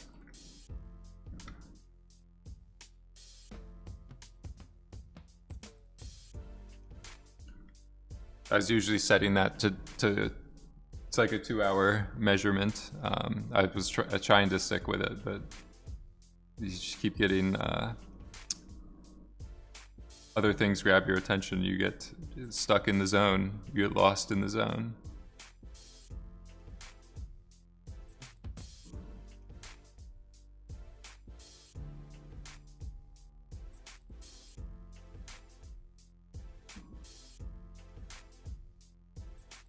Behind the scenes. So at frame 27,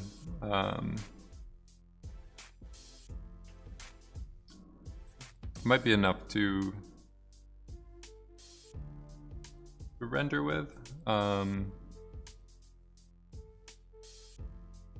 just let it go up to a little bit more.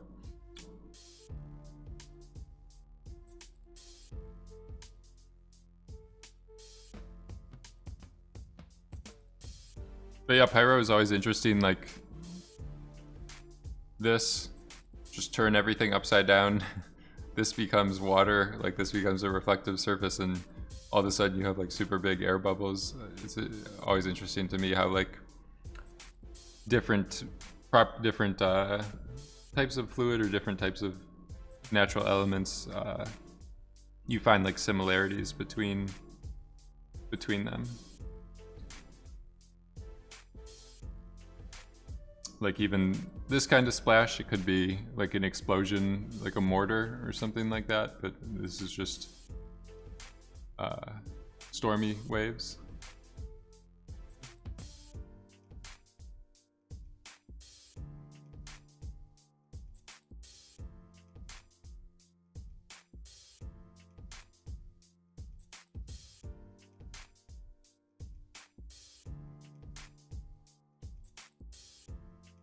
I think this kind of thing would be pretty fun to try to develop and set up. All right, 41. I'm calling it 42. Stopping it. So we have like a little bit less than 2 seconds of cache, but this motion is looking better. Our velocities should work well this time. We'll just go back to the out network, save, and submit. Quick as possible. The deadline is approaching. The client is breathing down your neck. He says, I need my my bubbles. They were supposed to be done 1 hour ago. What the hell is wrong with you? Why aren't my bubbles done? Yeah, it's kind of a real life deadline. I mean, it's even if you're working on your own projects, like scheduling checkpoints or milestones or deadlines or stuff like that, just helps. I don't know, if I don't do that, I'll just mess around with stuff forever and like it will never get finished.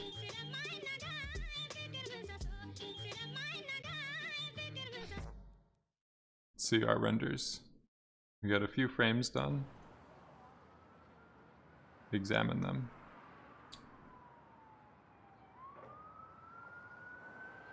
So this is the difference right here. I think these kinds of shapes do help quite a bit. I think this is our motion blur. I don't know. To teach yourself to stop tweaking parameter and send to render. Yeah, I mean, it would be nice, like, sometimes I do it here with this, I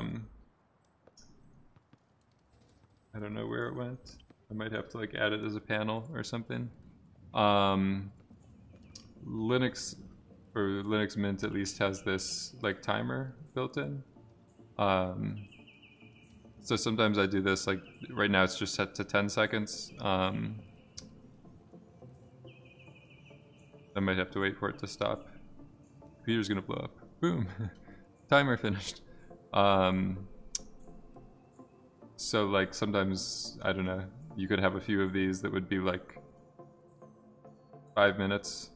Then you could tell yourself, I'm just gonna do these tweaks for 5 minutes. It's surrounded by, but it does become more stressful and stuff that way, I guess. Just like running around like a madman.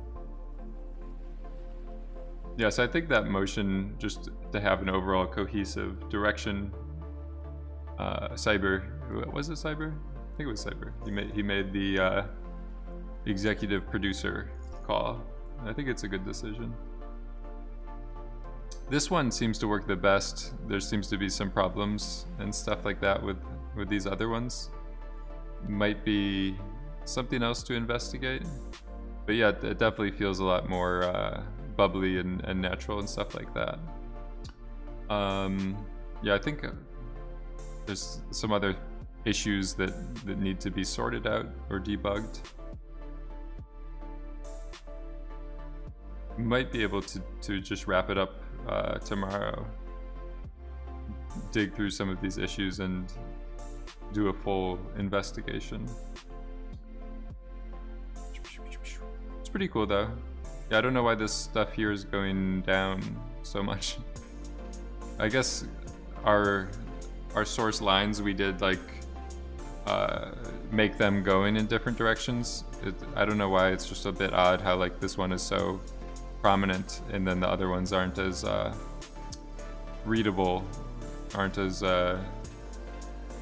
visible. Like we just need to see more of the structures to have it make more sense. But I think we're on a good path. We did a lot of stuff in less than 4 hours. So this it's frame 18. We'll let this render and keep examining it for a little bit, maybe a couple minutes. You guys have any questions? Another easy clap. Yeah, I don't know if it was easy, but it was. We ended with a clap. So yeah, so I'll just let this go for a few more minutes so we can examine the renders. Any primers in the chat? You guys have an unused Amazon Prime sub. You could link it with Twitch and subscribe to me.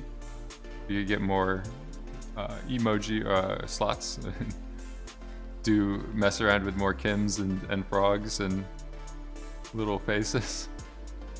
So we got some more frames done. I think watch the VOD and replicate. Posted it in the Discord. Yeah, look at it. I think, thank you for the princess. Jeff is my biggest supporter, I think. It's the tier 3, the god. Yeah, I think like following along with the VODs without the file, if you're really trying to learn, is like a super nice. It's the best way to like get the most out of them, maybe. But if you're like debugging things or the results don't match up, then you can compare them. Yeah, I don't know these. I think we just need more lines, like more stuff to make it readable. But this, some of this motion is a lot better. So we'll maybe make those tweaks tomorrow and we'll see what happens. But maybe we'll get some more frames rendered. Yeah,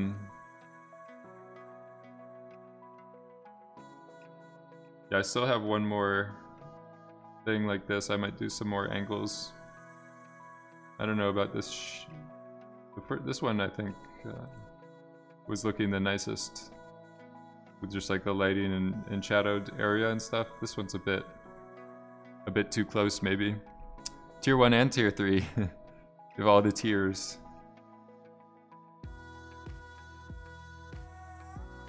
So yeah, I might do some tweaks to this stuff a little bit as well. I don't know this. Yeah, it's hard to say. I like looking at the gray shaded viewport, the playblasts or flipbooks, and then looking at the renders like with water, it just looks the motion looks sometimes a lot different, just the way that your eyes pick up stuff and reads it or whatever.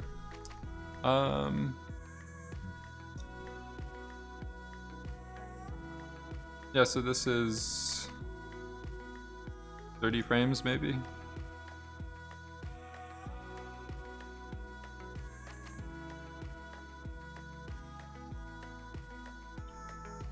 My timer finished. All right, so we'll probably wrap it up here. Progress somewhat. We got a good look going. We got some promising motion, but it's a first pass. So we'll try to iron out some of these flaws, re-examine some of my blunders, and achieve perfection tomorrow. All right, thanks guys.